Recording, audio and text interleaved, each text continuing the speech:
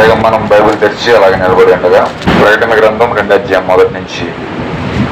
ఎఫెసీలో ఉన్న సంఘపు దూతకి ఇలాగ రాయము, 7 నక్షత్రములు తన కుడి చేత పట్టుకుని 7 దీపస్తంభముల మధ్య సంచరించేవాడు చెప్పు సంగతులు ఏమనగా, నీ క్రియలు, నీ కష్టము, నీ సహనమును నేను ఎరుగుదును.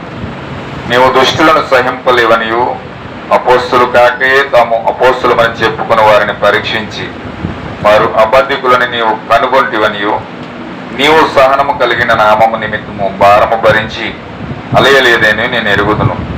అయినను మొదటి నీకుండిన ప్రేమను నువ్వు వదిలిదు గనుక నేను నీ మీద తప్పు ఒకటి మోపవలసి ఉన్నది. నీవు ఏ స్థితిలో నుండి పడుతువో అది జ్ఞాపకం చేసుకొని మారు మనసు పొంది ఆ మొదటి క్రియను చేయము. అట్లు చేసి నువ్వు మారు మనసు పొందితేనే సరి, లేని ఎడల నేను నీ వద్దకు వచ్చి నీ దీపస్తంభమును దాని చోట నుండి తీసివేతును. అయితే ఈ ఒకటి నీలో ఉన్నది, నికోలెతుల క్రియలు నీవు ద్వేషించుచున్నావు, నేను కూడా వీటిని ద్వేషించుచున్నాను. చెవిగలవాడు ఆత్మ సంగములతో చెప్పుచున్న మాట వినుగాక. జయించువానికి దేవుడు పరదేశులో ఉన్న జీవవృక్ష ఫలను భుజింపనిత్తును. దేవుడి వాక్యం దీవించునుగాక. చిన్న ప్రార్థన చేసుకుందాం. మహోన్నతుడ, సర్వశక్తిమంతుడ, నీకు వందనాలు. ఇదిగో ప్రభు, ఈ సాయంకాల సమయంలో ఈ గృహంలో చిన్న కూడిక మేము పెట్టుకోవడానికి, ఆరాధన జరిగించడానికి నువ్వు చూపిన కృపను బట్టి నీకు వందనములు ప్రభువా. ఇదిగో తండ్రి, సమయంలో మేము యొక్క ప్రభు ఆరాధన వాక్యంలోకి వెళ్తూ ఉన్నాం. ఇప్పటి వరకు మిమ్మల్ని పాటల ద్వారా స్తుతించాము, ప్రార్థన ద్వారా నిన్ను ఆహ్వానించాము. మా జీవితాల్లో నువ్వు ఇక్కడికి వచ్చి ఓ ప్రభువా నువ్వు మమ్మల్ని బలపరుస్తున్నందుకు వందనాలు. నీ పరిశుద్ధాత్మ దిగి వచ్చి మమ్మల్ని ప్రభు మాట్లాడుతున్నందుకు వందనాలు. ఎందుకు నువ్వు వాగ్దానం చేసావు తండ్రి, ఎక్కడైతే 2-3 కూడి నీ నామంలో ఏకీభవిస్తారో వారి మధ్యలో నేను ఉంటానని చెప్పావు ప్రభువా. ఓ నువ్వు మాట ఇచ్చి తప్పే దేవుడు కాదు. నీ మాట ప్రకారంగా నువ్వు మా మధ్యలోకి వచ్చినందుకు వందనాలు. నీ వాగ్దానం బట్టి నువ్వు మా మధ్యలోకి వచ్చినందుకు వందనాలు. ఈరోజు ఇక్కడ మాట్లాడుతూ ఉండగా నీ పరిశుద్ధాత్మ నీ పిల్లలతో మాట్లాడును గాక. యెహోవా పిల్లలు యెహోవా చేత ఉపదేశం పొందుదని వాగ్దానం చేసిన దేవుడు ప్రభువా, నీ పిల్లలతో నీవే మాట్లాడుదువు గాక. నీ గొర్రెలకు నీ స్వరం వినిపించదువు గాక. నీ పరిశుద్ధాత్మ బిడ్డలకు గ్రహింపు శక్తినిచ్చిన గాక దేవా. ప్రకటించేవాడని నేనే, రక్షించేవాడని నేనే, దాన్ని గ్రహింపు చేయవలసిన వాడిని కూడా నేనే అని చెప్పిన దేవుడు ప్రభువా, నీవే ప్రకటించి, నీవే రక్షించి, నీవే గ్రహింపునివ్వండి ప్రభువా. ఏ మనిషి నీ వాక్యం అర్థం చేసుకోలేడు, కానీ నీ పరిశుద్ధాత్మ గ్రహింపు లేకపోతే మాకేమీ అర్థము కాదు ప్రభువా. నీవు దిగి వచ్చి ఓ నీ ఉద్దేశం నమ్మకం వెల్లడి చేయండి ప్రభువా. నీ ప్రణాళికను మేము పట్టుకుందాము గాక. బిడ్డలందరూ దాన్ని గ్రహించి వారు సత్యమైన మార్గంలో, సత్యవంతమైన మార్గంలోనికి వెళ్ళి సర్వ సత్యమును గ్రహించుదురుగాక. బిడ్డలందరినీ పట్టుకోండి, నీకు అప్పగిస్తూ మహిమ ఘనత ప్రభావాలు మీరు పొందుకోమని, ఆది నుంచి ఎంతవరకు నీ మహిమార్థమే జరిగించమని నీకు అప్పగిస్తూ ప్రభు అయిన యేసుక్రీస్తు నామంలో ప్రార్థిస్తున్నాం తండ్రి, ఆమేన్. దయసమర్పించున్నాం. ప్రభువైన యేసుక్రీస్తు నామం మహిమ గాక. కూడి వచ్చిన సహోదరి సహోదరులందరికీ కూడా మరొక మారు ప్రభువైన యేసుక్రీస్తు నామంలో ప్రతి ఒక్కరికి వందనాలు తెలియజేస్తా ఉన్నానండి. అందరికి వందనాలు. God bless you all. Shalom all of you. దేవుడు మమ్మల్ని బహుగా నిశ్చయంగా దీవించును గాక. సమయంలో మనము నేరుగా వాక్యంలోకి వెళ్దాం. మనము ప్రకటన గ్రంథం 2వ అధ్యాయము ఇక్కడ చదువుకున్నాం. గత వారంలో మనం కొన్ని విషయాలు చూడడం జరిగింది. దేవుని యొక్క కృపను బట్టి చక్కగా మాధుర్యమిగా దేవుడు ఆత్మ సంబంధమైన కన్నులు తెరిచి ఆత్మ సంబంధమైన సంగతులు తెలియజేయడానికి దేవుడు ఈ యొక్క చివరి దినాల్లో ద్వారము తెరిచి 7వ దూత ద్వారా తన యొక్క వధువుకు విషయాలు బయలుపరచడానికి దేవుడు ఒక దూతను పంపిస్తా ఉన్నాడు. హల్లెలూయా. ఖచ్చితంగా ఈ చివరి కాలంలో మనం నేర్చుకున్నాం, ఆ యొక్క మోషే ఏ విధముగా భూమి మీదకి పంపించబడుతూ ఉన్నాడో దానికోసం మనం కొన్ని విషయాలు మనం చూడడం జరిగింది. హల్లెలూయా. చూడండి ఒకసారి మలాకి గ్రంథము 4వ అధ్యాయము మరలా మన వాక్యాన్ని తిరిగేద్దాం. ఒకసారి దాన్ని నెమరు వేసుకుని మనం నేరుగా వాక్యంలోకి వెళ్దాం. మలాకి గ్రంథం 4వ అధ్యాయం 4వ వచనం మనం చూసినట్లయితే అక్కడ దేవుడు ఈ విధంగా మాట్లాడుతూ ఉన్నాడు. హోరేబు కొండ మీద ఇజ్రాయేల్ అందరి కొరకై నేను నా సేవకుడైన మోషేకు ఆజ్ఞాపించినట్లుగా ధర్మశాస్త్రమును దాని కట్టడలను విధులను జ్ఞాపకం చేసుకున్నది. యెహోవా నియమించిన భయంకరమైన ఆ మహాదినము రాకమునకు నేను ప్రవక్త ఏలియాను మీ వద్దకు పంపిస్తానని దేవుడు ఇక్కడ వాగ్దానం చేస్తా ఉన్నాడు. ఖచ్చితంగా ఆ వాగ్దానం ఈ చివరి కాలంలో నెరవేరబోతా ఉంది. మనం చాలా సార్లు చెప్పుకుంటా ఉన్నాం, ఈ చివరి కాలంలో మనం మంచి కాలంలో ఉన్నామని. ఈ అంచె కాలంలోనికి మనం ఎంటర్ అవ్వక ముందే దేవుడు దేవుని పిల్లల కొరకు, దేవుని పిల్లల్ని సిద్ధపరచడం కొరకు దేవుడి అంచె కాలంలో దేవుడు ఏలియా ప్రవక్తను ప్రజల యొద్దకు పంపిస్తా ఉన్నాడు. ఏలియా ప్రవక్తను పంపిస్తూ అసలు ఏలియా చేయవలసిన డ్యూటీ ఏమిటో, ఆయన యొక్క పరిచర్య ఏమిటో ఆయన స్పష్టంగా బైబిల్ ద్వారా వివరించాడు. ఆయన వచ్చి ఏం చేయాలంటే మోషే ఎలాగైతే పంపించబడ్డాడో ఆ మోషే ద్వారా ఆయన ఉద్దేశమును ఏ విధంగా సఫలపరుచుకున్నాడో మనము బైబిల్ గ్రంథం ద్వారా కొన్ని విషయాలు మనం చూద్దాం. మోషే వాడుకున్న ఉద్దేశము, ఆయన పర్పస్, ఆయన యొక్క పరిచర్య, ఏ విధంగా ఆయన పంపించబడ్డాడో, పంపించవలసిన అవసరము అతనికి ఏమై ఉన్నదో గత వారం మనం చూడడానికి దేవుడు సహాయం చేశాడు. హల్లెలూయా.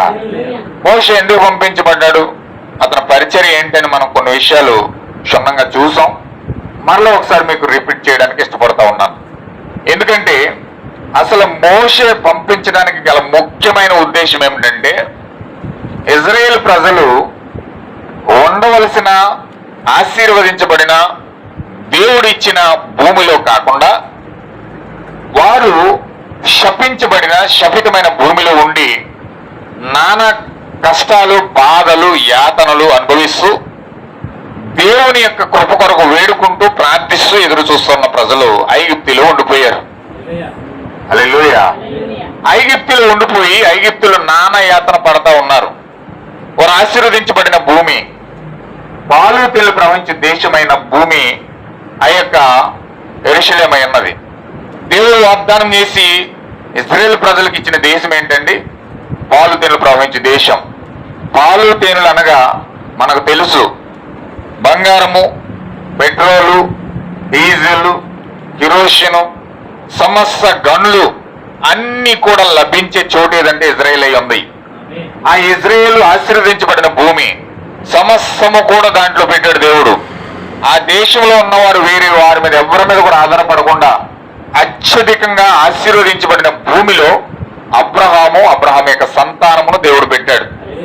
దేవుడు ఏం చెప్పాడంటే అబ్రహాముకి, ఇది నీకును నీ సంతానానికి ఇస్తూ ఉన్నాను అన్నాడు.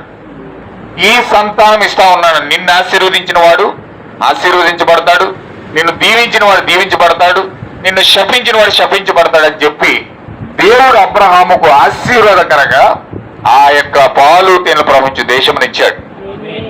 హల్లెలూయా. అయితే గొప్ప విషయం ఏంటంటే ఆ పాలు తేనెలు ప్రవహించే దేశంలో, అభివృద్ధి పరచబడిన దేశంలో, ఆశీర్వదించబడిన భూమిలో అనుకోకుండా పరిస్థితులు తరుముకొచ్చినప్పుడు, పరిస్థితులు తీవ్రతరమైపోయినప్పుడు ఆ యొక్క పాలు తేనెలు ప్రవహించే దేశంలో కరువు వచ్చింది. ఏమొచ్చింది? కరువు వచ్చింది. ఆశీర్వదించి ఇచ్చిన భూమిలో, దేవుడు ఆశీర్వదించి ఇచ్చిన భూమిలో కరువు వచ్చిందని మీకు తెలుసు. నిజముగా దేవుని కుమారుడు అనబడిన భూమి మీదకి దేవుడు పంపించిన వ్యక్తులకు ఎంతగా దేవుడు ప్రేమిస్తారో, వారిని ప్రేమించి ఎంతగా దేవుడు ఆశీర్వదిస్తాడో అంతగా కూడా మట్టానికి, నేల మట్టాన్ని కూడా తొక్కేస్తాడు దేవుడు. ఎంత ప్రేమిస్తాడో అంతకంటే ఎక్కువగా శిక్ష కూడా ఇస్తాడు. దేవుని పిల్లల్ని ఎంత ప్రేమిస్తాడో అంతకంటే ఎక్కువగా పరీక్షించడానికి దేవుడు శిక్షలు కూడా వేస్తాడు. అందుకే మనము అబ్రహాం జీవితాన్ని ఉదాహరణగా తీసుకున్నాం, యోబు జీవితాన్ని ఉదాహరణగా తీసుకున్నాం, షడ్రక్, మేషక్, అబేద్నెగోలను ఉదాహరణగా తీసుకున్నాం, దానియేలును ఉదాహరణగా తీసుకున్నాం. ఈ ప్రవక్తల జీవితాలన్నిటిలో కూడా దేవుడు ఏం చేస్తున్నాడంటే ఎంతగా దీవిస్తున్నాడో అంతగా వారిని శిక్షలు కూడా వేస్తా ఉన్నాడు. ఏమైనా హల్లెలూయా. అబ్రహాముని దేవుడు ఎంత ప్రేమించాడో అంతకంటే వేరే డేంజరస్ పరిస్థితి ఆ యొక్క ఈ అబ్రహాము తీసుకొచ్చాడు. మనకు తెలుసు, కుమారుని చంపడం అంటే మామూలు విషయం కాదు. 12 సంవత్సరాలు ఎదిగిన కుమారుని చంపడం అంటే మామూలు విషయం కాదు. దేవుడు వచ్చి ఏం చెప్పాడంటే, అబ్రహామా నేను చెప్పిన మాట వింటున్నావా, లేకపోతే నీ ఇష్టాన్ని నెరవేర్చుకుంటున్నావా? నేను చూడాలనుకుంటున్నాను. నా ఉద్దేశాన్ని నువ్వు పట్టుకుంటావు లేదు, నేను చూస్తాను. ఇప్పుడు అందుకే నీకు ఒక్కగానైనా ఒక కొడుకుని తీసుకెళ్లి మోరియా పర్వతం మీద తీసుకెళ్లి బలిచ్చేయమన్నాడు. హల్లెలూయా. నీ కొడుకుని ప్రేమిస్తున్నావా, నా వాక్యాన్ని ప్రేమిస్తున్నావా? టెస్ట్. ఎప్పుడైతే అబ్రహాము దేవుని యొక్క ఉద్దేశానికి అనుకున్నాడో వెంటనే కొడుకును బలి ఇవ్వడానికి కూడా వెనకడుగు వేయలేదు. ఆమేన్. హల్లెలూయా. వెనకడుగు వేయకుండా కొడుకుని తీసుకెళ్లి బలి ఇచ్చేసాడు. బలి ఇవ్వడానికి వెళ్ళినప్పుడు ఆ దూత వచ్చి చేయి పట్టుకోకపోతే పీక కోసేసేవాడే. దూత వచ్చి వెంటనే చేయి పట్టుకుని, అబ్రహామా అబ్రహామా నీవు నీ కుమారుడి కంటే ఎక్కువగా దేవుడి వాక్యాన్ని ప్రేమిస్తున్నావు నాకు అర్థమైంది. అందుచేత నీ దీనిని బట్టి నిన్ను ఆశీర్వదించి, ఎలాగ ఆశీర్వదిస్తున్నాను తెలుసా? నీ సంతానం ఆకాశ నక్షత్రాల వలె, ఇసుక రేణు వలె, సముద్రపు ఇసుక రేణు వలె నిన్ను దీవిస్తున్నాను. నీవు నీ శత్రువుకి స్వాధీనపరచుకుంటావు అని చెప్పాడు. హల్లెలూయా. ఆ యొక్క వాగ్దానాన్ని బట్టి అబ్రహాము ఆశీర్వదించబడ్డాడు. యోబు కూడా చూడండి, ఆయన్ని మొత్తం అన్ని చనిపోయిన తర్వాత కూడా దేవుణ్ణి శపించడానికి అతను ఇష్టపడలేదండి. ఎందుకంటే దేవుని ఉద్దేశం యోబుకు తెలుసు. ఈ దేవుని యొక్క ఉద్దేశం యోబుకు తెలుసు గనక ఎంత మాత్రము చింతించకుండా బాధపడకుండా దేవుడు టెస్ట్ చేస్తున్నాడు, పరీక్ష పెడతాడు నాకు అని చెప్పి ఎరిగి ఉన్నాడు గనక ఏ మాత్రము దేవుణ్ణి శపించకుండా అతను ఉండిన స్థానంలో అలాగే నిలబడి ప్రార్థించుకోరాడు. హల్లెలూయా. దేవుడు అతని పరీక్షను చూసి, అతని ఓర్పును చూసి, అతని సహనాన్ని చూసి దేవుడే దిగొచ్చి అతను పొందుకున్న దానికంటే రెట్టింపు బహుమానము డబల్ ఇచ్చేసాడు. హల్లెలూయా. అతను 500 గొర్రెలుంటే 5 చచ్చిపోతే దేవుడు మరలా తిరిగి వచ్చి 1000 గొర్రెలు ఇచ్చాడు. 500 ఒంట్లు చచ్చిపోతే మళ్ళా దేవుడు వచ్చి 1000 ఒంట్లు ఇచ్చాడు. ఆమేన్. హల్లెలూయా. డబుల్ ఇచ్చేసాడు. డబుల్ రెండింతల ఆత్మను పొందుకున్నాడు. ఎవరండి? యోబు. దేవుడు ఇచ్చిన టెస్ట్ లో పాస్ అయ్యాడు గనక, దేవుడు పెట్టిన కఠినమైన శ్రమలో నిలబడి ఉన్నాడు గనక దేవుడు అతనికి డబుల్ చేసి ఉంచాడు ప్రతిదీ కూడా. చూడండి, శద్రక్ మేషక్ అబేద్నెగోలు చివరి స్థానముకు వచ్చేసరికి దేవుడు పరీక్షిస్తున్నాడు. అతను అంత టెన్షన్లో, అంత ఒత్తిడిలో అక్కడ ఉన్న క్రైస్తవులందరూ ఆ యొక్క నెబుకద్నెజర్ రాజుకు మొక్కేశారని, ప్రాణాలకు భయపడి ఎక్కడ చంపేస్తాడని చెప్పి భయపడిపోయి నెహెమ్యా, ఎజ్రా చాలా మంది ఉన్నారు అక్కడ విశ్వాసులు. వాళ్ళందరూ కూడా ఆ యొక్క విగ్రహానికి నమస్కారం చేసి ఇప్పుడు మొదలు పెట్టారు. కానీ శద్రక్ మేషక్ అబేద్నెగోలు మాత్రం, ఓయ్ నెబుకద్నెజరు, ఈ అగ్నిలో నుంచి మా దేవుడు కాపాడకపోయినా పర్లేదు. హల్లెలూయా. ఏమని పిలుస్తున్నారు? అందరూనేమో రాజా చిరంజీవి అవును కాక గడగడగడ వణుకుపోయి రాజుగారు వణుకుపోతున్నారు. ఇంకా కానీ వీళ్ళు మాత్రం వణుకుపోవట్లేదు. ఓయ్ నెబుకద్నెజరు, మా దేవుడు ఈ అగ్నిలో నుంచి రక్షించకపోయినా పర్లేదు, కానీ మేము మాత్రం నీవు నిలబెట్టిన విగ్రహానికి మొక్కమే మొక్కం. హల్లెలూయా. ఏం చేసుకుంటావు చేసుకో. ఏం చేసుకుంటావా? అగ్నిని 7 చేసేస్తాను, చేసుకో. మా దేవుడు రక్షించకపోయినా పర్లేదు, అయినను మా దేవుడే. హల్లెలూయా. ఎప్పుడైతే మాట పడ్డారో వెంటనే వేసేటరు వాళ్ళు అన్నాడు. వెంటనే బొట్లు వచ్చేసి కాళ్ళు చేతులు పట్టుకుని ఇసిరేశారు. ఆ దగ్గరికి వెళ్ళి ఇసిరేసిన వాళ్ళు మంట వేడికి తట్టుకోలేక మైనం కరిగిపోయాడు వీళ్ళు. ఎవరు? ఇసిరిన వాళ్ళు మైనం కరిగినట్టు. మైనం అంటే తెలుసు కదా, కొవ్వొత్తి అగ్నిచేత కరిగితే వచ్చేసారు కిందకి అలాగా కొవ్వొత్తి కరిగినట్టు కరిగిపోరండి వాళ్ళు. ఈ శిరునులు మాత్రం అగ్నిలో పడి చక్కగా విహారయాత్ర తిరిగేసినట్టు చేస్తున్నారు. వాళ్ళు లోపల తిరుగుతున్నారు అద్భుతంగా. ఇంకా గొప్ప విషయం అంటే తెలిసిన 3 వేసేసారు వీళ్ళు, కానీ కనపడి కూడా 4 కనపడుతున్నారు. సరే ఎంతమందిని వేసారా? 3 సార్. మరి ఏంటి అక్కడ 4వ ఉన్నాడు? అయ్యా అగ్నిలో పడ్డవారులారా, మేము 3 కదా వేస్తా, మీ మధ్యలో ఉన్న 4వోడు ఎవరు? ఓహో, చూసావా? మా యొక్క విశ్వాసాన్ని చూసి మా ప్రభు అయిన దేవుడే మా ఎద్దకు వచ్చేసాడు. ఇప్పుడు హల్లెలూయా. ఎప్పుడైతే మాట చెప్పారో, అయ్యో మీ విశ్వాసం చాలా గొప్పది, మీ దేవుడే దేవుడు, రండి లోపలికి, బయటికి రండి. యెహోవా చేత ఆశీర్వదించబడిన ప్రజలారా రండి బయటికి. దేవుని మహిమ కలుగును గాక. హల్లెలూయా. చూడండి, అద్భుతంగా ఆ టెస్ట్ లో వాళ్ళు నిలబడ్డారు కాబట్టి వాళ్ళ దేశానికి ఒక ఘనతగా నిలబడ్డారు. ఇప్పుడు వాళ్ళందరూ కూడా విగ్రహానికి మొక్కట్లేదు. నెబుకద్నెజరు బయటకు పిలిచి అన్నాడు, అందరూ విగ్రహానికి మొక్కడం మానేయండి. ఇవి వీరి దేవుడే నిజమైన దేవుడు, సజీవుడైన దేవుడు ఎవరైనా ఉన్నారు, నేనే ప్రభు అయిన యెహోవా సైన్యములకు అధిపతి యెహోవా, ఆయన మొక్కండి. హల్లెలూయా. చూసారా, వారి యొక్క విశ్వాసము సజీవుడైన దేవుణ్ణి చూపించేటట్లుగా వారు అక్కడ నిలబడి ఉన్నారు. ప్రాణాలకు తెగించి కూడా లెక్క చేయలే. దేవుడు చూడ వాళ్ళు ఎలా టెస్ట్ చేస్తున్నాడు. దానియేలుని తీసుకెళ్లి సింహాల బోన్లు వేసేసారు. సింహాల బోన్లు వేసేస్తే సింహాలు అంటే వారం రోజులు ఫుడ్ ఎట్లేదంటే అట్లకి, వారం రోజులు ఫుడ్ ఎట్లేదంటే అటు సింహాలకి ఆకలితో మార్చి మార్చి మార్చి అందులో పడేస్తే దానియేలుని అందులో పడేసిన ఎముక కీలు కీలు లాగేసి తినేస్తే అనుకున్నారు. ఆకలితో బాగా ఆకలితో ఉండేటట్లుగా చేసేసి ఆ యొక్క గుహలో, సింహాల గుహలో దానియేలుని విసిరేశారు. విసిరిన వెంటనే మొత్తం పిక్కి తినేస్తే అనుకున్నారు. హల్లెలూయా. దానియేలు ఎప్పుడైతే అందులో పడ్డాడో మన గ్యాండ్రించుకుంటూ వచ్చిందట సింహం. పీకేద్దాం నోరు ఇలా ఆగిలించుకుని వచ్చిందట. దానియేలు ఎప్పుడైతే అక్కడ నిలబడి ఉన్నాడో ఆ సింహానికి దానియేలుకి మధ్యలో ప్రభువు అని యెహోవా అగ్నిస్తంభముగా అక్కడ నిలబడి ఉన్నాడు. హల్లెలూయా. ఎప్పుడైతే అగ్నిస్తంభాన్ని చూసిందో సింహం గాలింటిగా వచ్చింది, సడన్ గా కూలైపోయి పిల్లిలాగా అణిగిపోయి నమస్కారం చేయడం మొదలెట్టిందండి. హల్లెలూయా. వీళ్ళేమో పైనుంచి చూస్తున్నారు దానియేలు పిక్కి తినేద్దని. దానియేలు పిక్కి తినేది అందరూ చూస్తుంటే సింహాలు వచ్చి దానియేలు దండ పెడుతున్నాడు, మమ్మల్ని ఏం చేయను ఆయన. అసలు దానియేలు కోరుకోవాలి, బతికోవాలి. కానీ విషయం ఏంటంటే సింహాలే దానియేలు కోరుకుంటున్నాయంట. ఎందుకు అక్కడ దానియేలు కనపడుతున్నారు, దానియేలు ఎదురెవరున్నారు, ప్రభు అని యేసుక్రీస్తున్నాడు. అక్కడ దేవుణ్ణి చూసి సింహాలు కూడా అలా నోరెళ్ళబెట్టి నమస్కారం చేస్తున్నాయంట. ప్రజలకేమో పైన ఎలా కనపడుతుందంటే సింహాలు దానియేలు బతిమాలుకున్నట్టు ఉంది, కానీ బతిమాలుకున్న దానియేలు కాదు, అవి ఎదురున్న దేవుని బతిమాలుకుంటున్నాయి, మమ్మల్ని చేయొద్దండి. హల్లెలూయా. ఎందుకని దానియేలు అక్కడ నిలబడ్డాడు పరీక్షలో.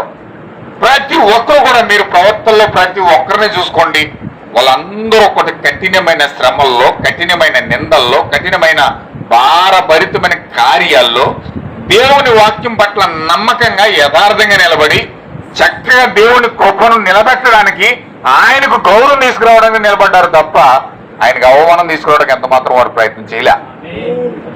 హల్లెలూయా. వాళ్ళు ప్రాణాలు పోగొట్టుకోవడానికి ఇష్టపడ్డారు కానీ దేవుని నామమును అవమానపరచడానికి వాళ్ళు ఇష్టపడలేదు. దేవుని నన్ను మహిమ కలుగును గాక.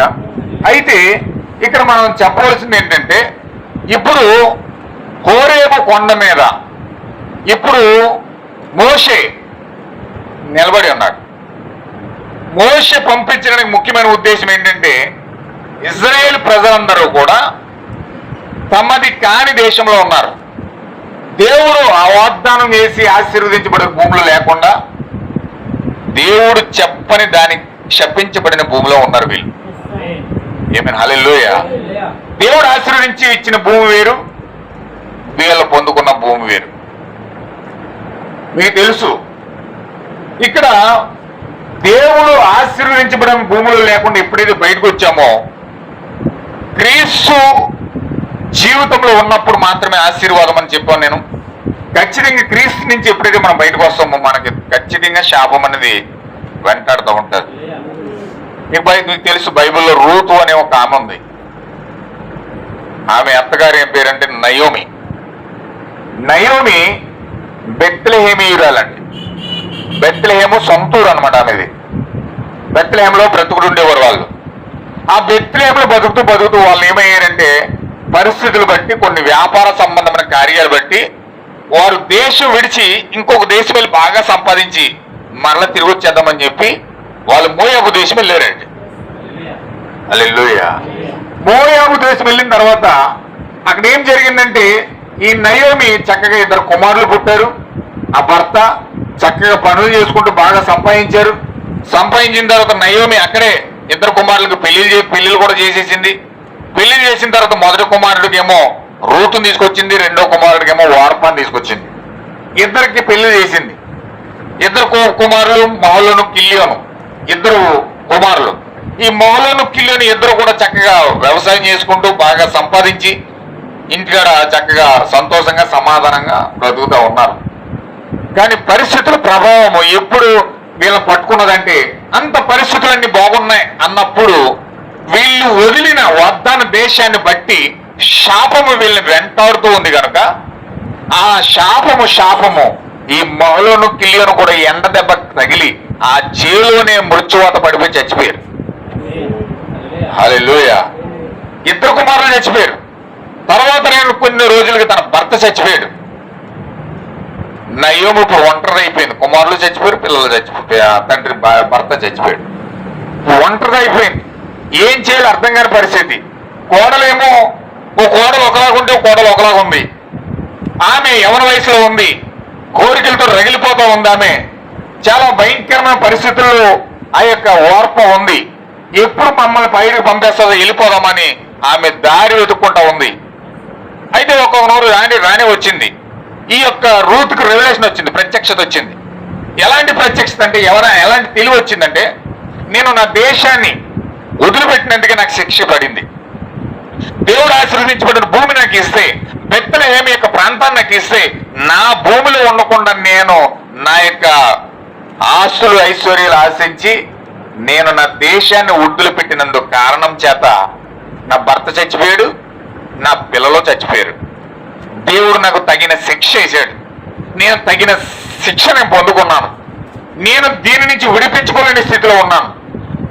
నేను మరలా తిరిగి పునరుద్ధరించబడాలంటే, తిరిగి నా దేవుడు నన్ను మరలా లేపాలంటే, ఆయన జాలిపడి తిరిగి నన్ను మరలా చూడాలి అంటే నేను తిరిగి మరలా నా దేశం వెళ్ళిపోవాలి.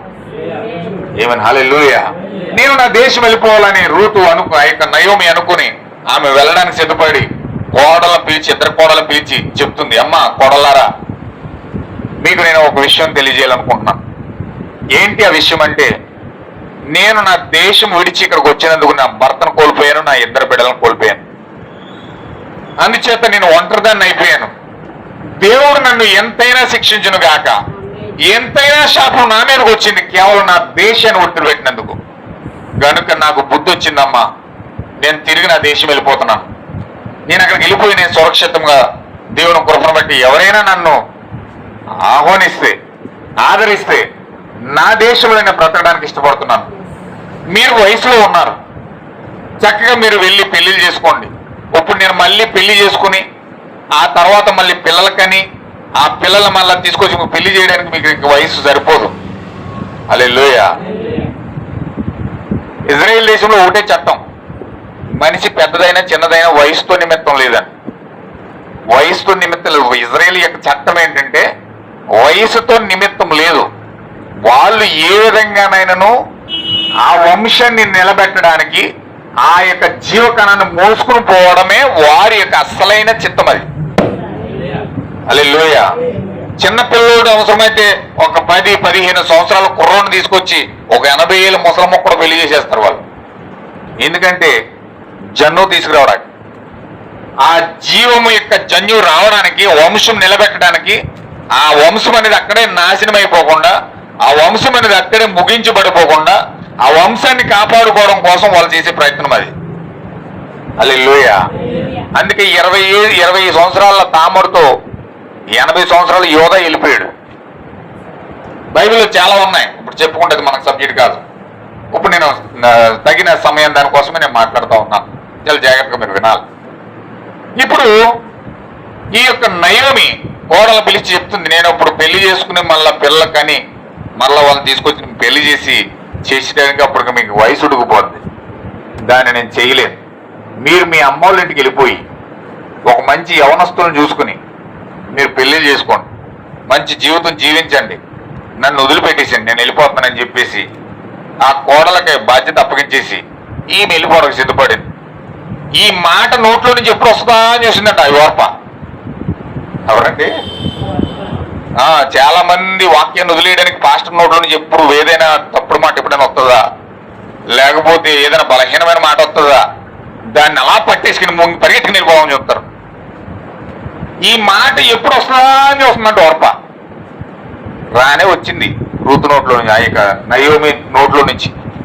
ఎప్పుడైతే నయోమి నోట్లో నుంచి వార్త వచ్చిందో వెంటనే గట్టిగా లొంగేసి పట్టేసి నయోమిని ఓర్ప గట్టిగా ముద్దు పెట్టేసి బాయ్ బాయ్ టాటా టాటా అన్నాడు. ఏమైనా హల్లెలూయా, దేవుడు నన్ను మహిమగలను గాక.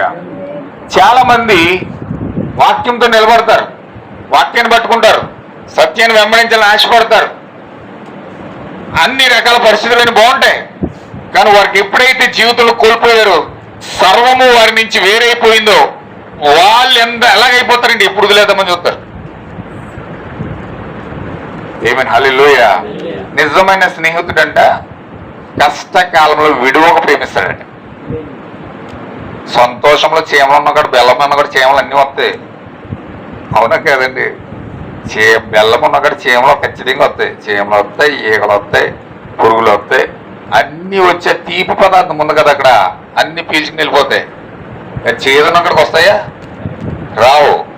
కానీ నిజంగా ప్రేమించిన అక్కడ నిలబడతాడు,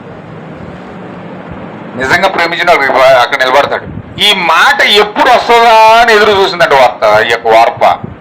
ఆ మాట రాగానే వెంటనే గట్టిగా పట్టుకుని ముద్దెట్టేసి టాటా బాయ్ బాయ్ అని చెప్పేసి వెళ్ళిపోయిందంట వార్ప.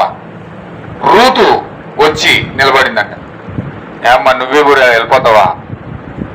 జాగ్రత్తగా వెళ్ళు, నీ తల్లిదండ్రులతో కలుసుకుని మంచి వివాహం చేసుకుని నీ బ్రతుకు చక్కగా యవన వయసులో ఉన్నావు, నీ బతుకు నాశనం చేసుకోకు, చక్కగా పిల్లలు కానీ నా కోసం ఆలోచించకుండా చక్కగా నువ్వు బ్రతుకని చెప్పేసి బాధాకరమైన మాటలు ఈ యొక్క రూతుతో నయోమి మాట్లాడుతూ ఉంది. అప్పుడు నయోమి అలా గట్టిగా పట్టుకుని ముత్తు పెట్టి అన్నదంట, రూతు అన్నదంట, అత్త నా భర్త చచ్చిపోయాడని నిన్ను నేను అత్తగా చేసుకోవడం మానేయట్లేదు. నువ్వు అత్త మాత్రమే కాదు, నాకు అమ్మ లాంటిది అని కూడా కాదు. నువ్వు ఒక అత్తవే కాదు, నాకు అమ్మ లాంటిది అని కూడా కాదు. నా చచ్చిపోయే వరకు నేను విడిచిపెట్టకూడదని నేను నిర్ణయం తీసుకున్నాను. నీవు కనుక నన్ను విడిచిపెట్టడానికి నువ్వు ప్రయత్నం చేసావంటే నీవు నమ్మిన దేవుడి మీద ఆనపెట్టుకున్నాను, నీవు నన్ను విడిచిపెట్టద్దు. నీ దేవుడే నా దేవుడు, నీ జనమే నా జనం. నీవు చనిపోయిన చోటే నేను చనిపోతాను, నీవు పాతి పెట్టబడి చోటే నేను పాతి పెట్టబడతాను. ఎంతకు మించి ఎక్కువ మాట్లాడవంటే నీవు నమ్మే దేవుడి మీద ఒట్టు ఎక్కువ మాట్లాడుతాను. హల్లెలూయా. రూతు నయోమికి ఇంక మరొక అవకాశం లేకుండా చెప్పేసింది మాట, మరొక అవకాశం లేకుండా చెప్పేసింది. ఎవరైనా ఆనందం వచ్చినప్పుడు, సంతోషం వచ్చినప్పుడు, ఆ యొక్క యవ్వన వయసులో రిలీఫ్ ఇస్తున్నప్పుడు ఎవరైనా ఆ యొక్క సంతోషం కోసం పరిగెత్తుకు వెళ్ళిపోవడం ప్రయత్నం చేస్తారు. హల్లెలూయా. కానీ రూత్ అలాగ ఇష్టపడలా. అది నిజమైన యథార్థత, అది నిజమైన నమ్మకత్వం. ఆమె ఏదో కష్టంలో ఉందని, ఆమె యొక్క కుమారులు లేడని, ఆమె యొక్క కష్టకాలంలో ఉందని, ఆమె ఇంకా ఎటువంటి పరిస్థితుల్లో కూడా ఎటువంటి లాభసాటిగా నయోమి లేదని రూతుకు బాగా తెలుసు. అయినను కూడా రూతును గట్టిగా పట్టుకొని నీ దేవుడే నా దేవుడు అంటుంది, నీ జనమే నా జనం అంటున్నాడు. అక్కడ నీవు పాతి పెట్టబడిన చోట నేను పాతి పెట్టబడతాను, మరణం కూడా నన్ను వేరు చేయకూడదు. హల్లెలూయా. ఎప్పుడైతే మాట పలికిందో నయోమికి చాలా ఆనందం వచ్చేసింది, చాలా సంతోషం వచ్చేసింది. గట్టిగా పట్టుకుని రూతును పట్టుకుని ఏడ్చి చాలా ఆనందంతో రూతును తీసుకుని యెరూషలేముకు ప్రయాణం అయిపోయింది. హల్లెలూయా. ఎవరు వింటున్నారా? చాలా అద్భుతమైన సన్నివేశం ఇది. రూత్ ఏమో అన్యురాలు, నయోమి ఏమో యూదురాలు. ఇప్పుడు యూదురాలు చచ్చిపోయిన భర్తను పక్కన పెట్టేసి ఇప్పుడు ఈ యొక్క రూతు ఒక అన్యురాలు యూదురాలు పట్టుకుని యెరూషలేము దేశం గొడవ పెడతా ఉంది. హల్లెలూయా. ఇది ఒక గొప్ప సాదృశ్యంగా దేవుడు వివరిస్తా ఉన్నాడు అనమాట. ఈ యొక్క రూతు ఎవరికి సాదృశ్యంగా ఉందంటే అన్య జనులలో ఎన్నుకోబడిన దేవుని యొక్క వధువుకి రూతు సాదృశ్యంగా కనబడతా ఉంది. ఇప్పుడు అన్య జనులకు ఒక జంట వధువుకి ప్రాతినిధ్యం వహించేది ఎవరంటే రూతు అయి ఉన్నది. ఇజ్రాయెల్ దేశానికి ప్రాతినిధ్యం ఎవరు వహించేది ఎవరంటే నయోమి ఉన్నది. ఇప్పుడు నయోమి ఇజ్రాయెల్ దేశానికి ప్రాతినిధ్యం వహిస్తా ఉంది. రూతు అన్య వధువుకి ప్రాతినిధ్యం వహిస్తా ఉంది. హల్లెలూయా.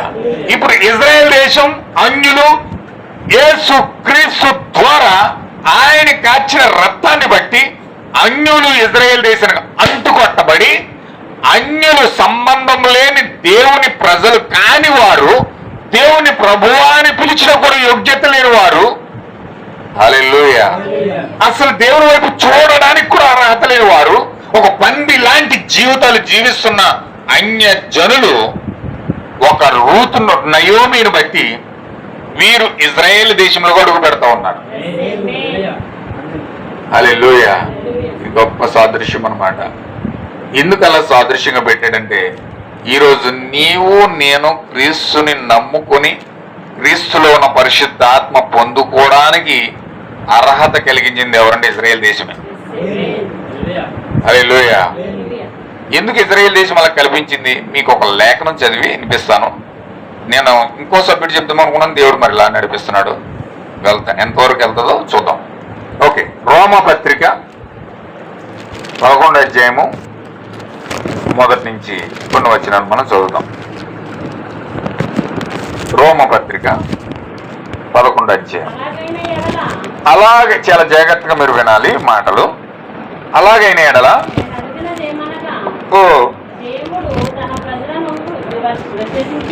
విసర్జించిన అట్లనరాదు. నేను కూడా ఇజ్రాయేలీలను, అబ్రహాము సంతానమందలి బెన్యామీను గోత్రికుడును,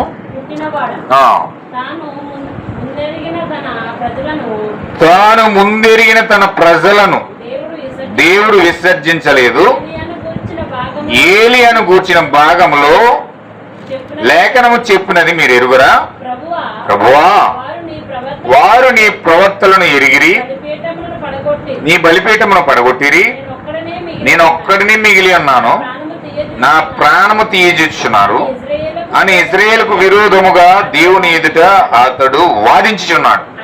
అయితే దేవోక్తి అతనితో ఏమి చెప్పుచున్నది? బయలుకు మోకాలులోనని 7,000 మంది పురుషులు నేను శేషముగా ఉంచుకొనిచున్నాను.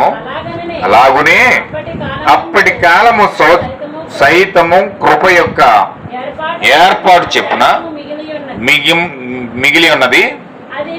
అది కృప చేతన ఎడల, ఇకను కృప క్రియల మూలముగా కాదు.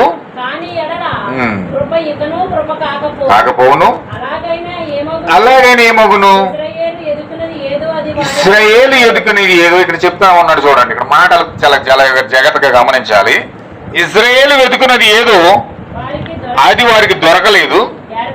ఏర్పాటు నొందిన వారికి అది దొరికింది. తక్కిన వారు కఠిన చిత్తులయ్యారు. ఇందు విషయమై నేటి వరకు దేవుడు వారికి నిద్రమత్తు గల మనసును, చూడలేని కన్నులను, వినలేని చెవులను ఇచ్చి ఉన్నాడు గనుక రాయబడి ఉన్నది.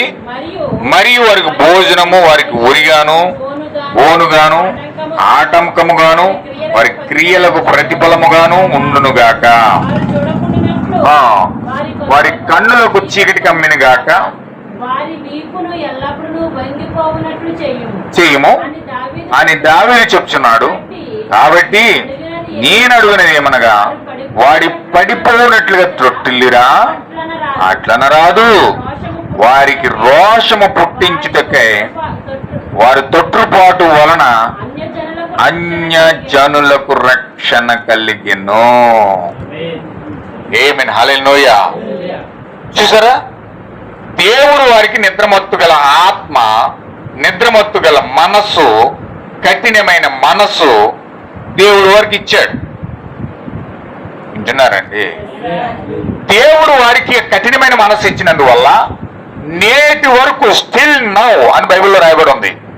స్టిల్ నౌ, ఇప్పటి వరకు కూడా వారు గుడ్డి వారిగానే ఉన్నారు. నిద్రమత్తు గల మనస్సు మన మీద.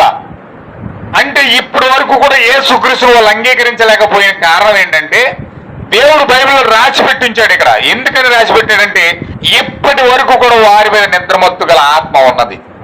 అందుచేత ఈ రోజు యేసుక్రీస్తును వారు చూడలేని మనస్సు వాళ్ళు కలిగి ఉన్నారు. ఎందుకు అలా కలిగైపోయారు? వాళ్ళు ఏమైనా తొట్టుపడ్డారా?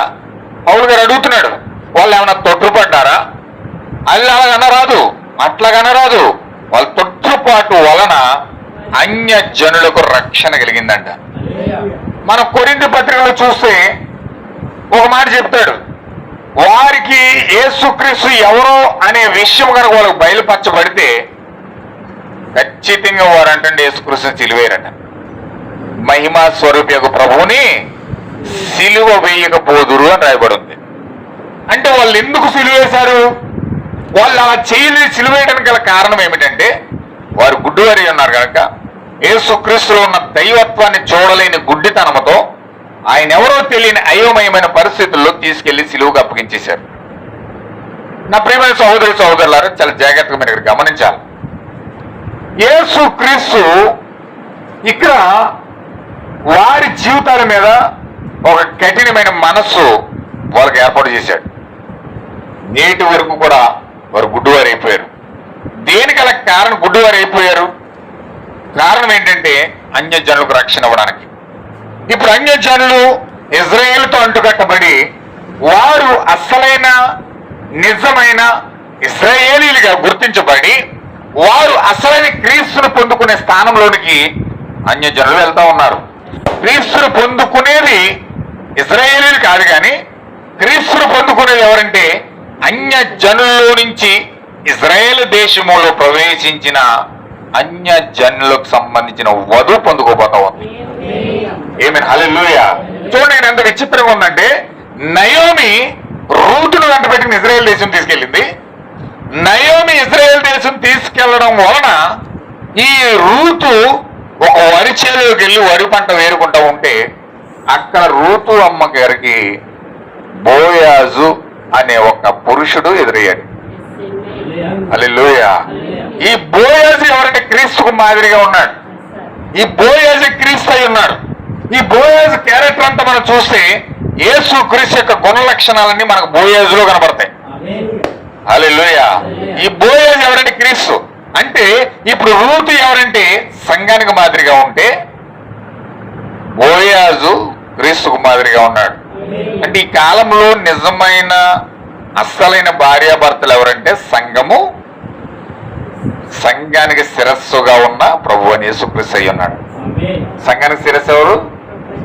ఎఫెసీ పత్రిక 6వ అధ్యాయంలో మనకు తెలుస్తుంది. అది సంఘానికి శిరస్సు ఎవరంటే ప్రభు అయిన యేసుక్రీస్తు. చదువు ఒకసారి మీరు చదివితే అది కూడా బాగా అర్థమవుతుంది. ఎఫెసీ పత్రిక 5వ అధ్యాయం 22వ వచనం. పురుషులు కూడా తమ సొంత శరీరమునగలే తమ భార్యను ప్రేమింపబద్ధులై ఉన్నారు. తన భార్యను ప్రేమించువాడు తన్ను ప్రేమించుకొనుచున్నాడు. తన శరీరమును ద్వేషించువాడు ఎవడనూ లేడు గాని ప్రతి వాడును దాన్ని పోషించి సంరక్షించుకొను. మనము క్రీస్తు శరీరపు అవయవమై ఉన్నాము. 22 చదవండి. స్త్రీలారా, చాలా జాగ్రత్తగా చూడండి. అది ఏం చెప్తున్నాడు చూడండి ఒకసారి. స్త్రీలారా, ప్రభువుకు వలె మీ సొంత పురుషులకు లోబడి ఉండు. క్రీస్తు సంఘమునకు శిరస్సు అయి ఉన్నలాగున పురుషుడు భార్యకు శిరస్సు అయి ఉన్నాడు. ఏమన్నాడు ఇక్కడ? సంఘానికి శిరస్సు క్రీస్తు అయితే ఇంటి కుటుంబానికి శిరస్సు పురుషుడై ఉన్నాడు. అంటే కుటుంబానికి పురుషుడు ఎలాగైతే శిరస్సుగా ఉన్నాడో సంఘం అనే శరీరానికి శిరస్సు ఎవరంటే ప్రభువు యేసుక్రీస్తు అయి ఉన్నాడు. హల్లెలూయా. ఇప్పుడు ఇక్కడ ఆ శిరస్సు ఎవరంటే క్రీస్తు అయి ఉన్నాడు. క్రీస్తు శిరస్సు గనక ఇప్పుడు ఆ యొక్క బోయాజు ఋతులు ఎందుకు పెట్టినాడంటే బోయాజు శిరస్సు అయి ఉన్నాడు, రూతు సంఘమై ఉన్నది.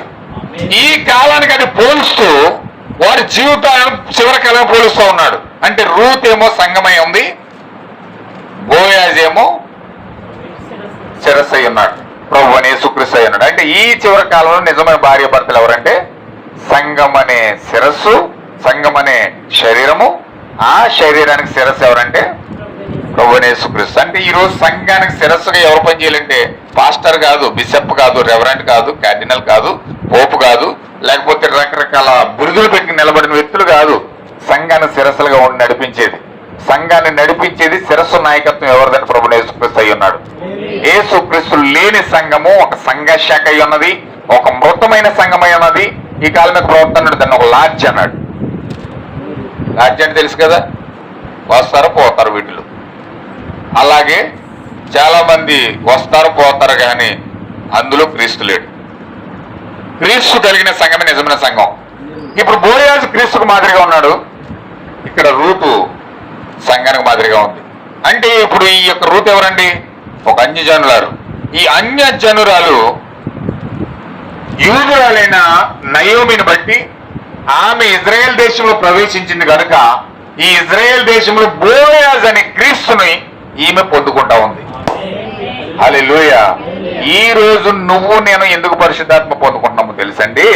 ఇజ్రాయెల్ దేశంలో ఉన్నవారు త్రోసివేసి క్రీస్తును విసర్జించి వాళ్ళు సిలువ వేశారు కనుకనే వారి తొట్టుపాటు వలన ఈ రోజు అన్యజనులమైన మనకు రక్షణ వచ్చింది, అన్యజనులమైన మనకు స్వస్థత వచ్చింది, అన్యజనులమైన మనకు పరిశుద్ధాత్మను దేవుడు ఇస్తా ఉన్నాడు. ఈ రోజు పరిశుద్ధాత్మను పొందుకుంటున్నామంటే ఊరకనే ఏదంత సింపుల్ గా వచ్చేసింది కాదు. అది ఇజ్రాయేలీలు దాన్ని త్రోసి వేసేశారు కనుక ఈ రోజు నీకు నాకు అది ఒక వరముగా ఇవ్వబడింది. హల్లెలూయా. కానీ ఆ రోజు ఇజ్రాయేలీలు కనుక త్రోసేశారు కాబట్టి ఈ రోజు వేసింది. ఇప్పుడు నువ్వు త్రోసేస్తే, ఇజ్రాయేల్ త్రోసేసినట్టు నువ్వు కూడా త్రోసేస్తే ఇక నీ బ్రతికి ఏంటి, నీ జీవితం ఏంటి, నీ లైఫ్ ఏంటి, క్రైస్తత్వం అని అర్థం ఏంటి అసలు? అర్థమవుతుంది అన్నమాట. హల్లెలూయా. అయితే ఇక్కడ జరిగింది ఏంటంటే రూతును బట్టి నయోమిని బట్టి రూతు ఇజ్రాయెల్ దేశంలోకి వెళ్తుంది. అందుకే పౌలు గారు అంటున్నాడు, ఇప్పుడు యూదులు బట్టి అన్యజనులు ఏం చేయబడ్డారండి? అంటుకట్టబడ్డారట. అంటుకట్టబడి యేసుక్రీస్తు యొక్క వృక్షముగా ఫలిస్తూ యేసుక్రీస్తుని యొక్క హృదయంలో పొందుకోవడానికి అన్యజనులకు మార్గం తెరవబడింది. హల్లెలూయా. అయితే గొప్ప విషయం ఏంటంటే అన్యజనులకు మార్గం తెరవబడి 2000 సంవత్సరాలు అయిందని. రూతు ఎలాగైతే ఇజ్రాయెల్ దేశంలోకి వెళ్ళి ఆమె బోయాజును పొందుకోవడానికి మార్గం తెరవబడినట్లుగా ఈ రోజు అన్యజనులు పరిశుద్ధాత్మ పొందుకోవడానికి మార్గం తెరవబడి ఎన్ని సంవత్సరాలు అయిందండి? 2000 సంవత్సరాలు అయింది. ఎన్ని సంవత్సరాలు? 2000 సంవత్సరాల నుంచి పరిశుద్ధాత్మ అన్యజనుల యొద్దకు వచ్చి అన్యజనులు తాగుతూ ఉంది. ఇప్పుడు అన్యజనులతో మాట్లాడుతూ ఉంది. ఈ అన్యజనులతో ఏ విధంగా మాట్లాడుతున్నాడంటే ఇప్పుడు మనం చూద్దాం. ఎఫెసీ పత్రిక ఆ ప్రకటన గ్రంథం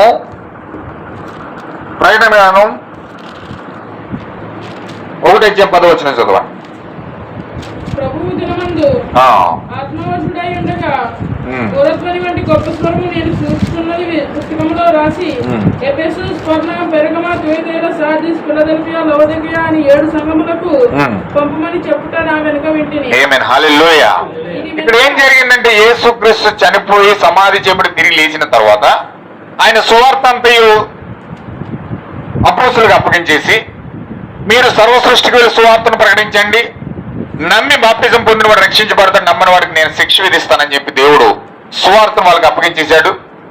మీరు ప్రతి ఇంటికి వెళ్ళి ప్రతి గ్రామానికి వెళ్ళి ప్రతి దానిని కూడా టచ్ చేసి ప్రతి ఒక్కరికి సువార్త ప్రకటించండి, ప్రతి ఒక్కరికి వాక్యాన్ని చెప్పండి, ప్రతి ఒక్కరికి పరిశుద్ధాత్మను ఇవ్వండి. నేను మీకు చెవిలో చెప్పాను, మీరు వెళ్ళి మేడలో చెప్పండి. నేను చీకట్లో చెప్పాను, మీరు వెళ్ళి వెలుగులో చెప్పండి. మిమ్మల్ని చేర్చుకున్నవాడు నన్ను చేర్చుకున్నవాడు.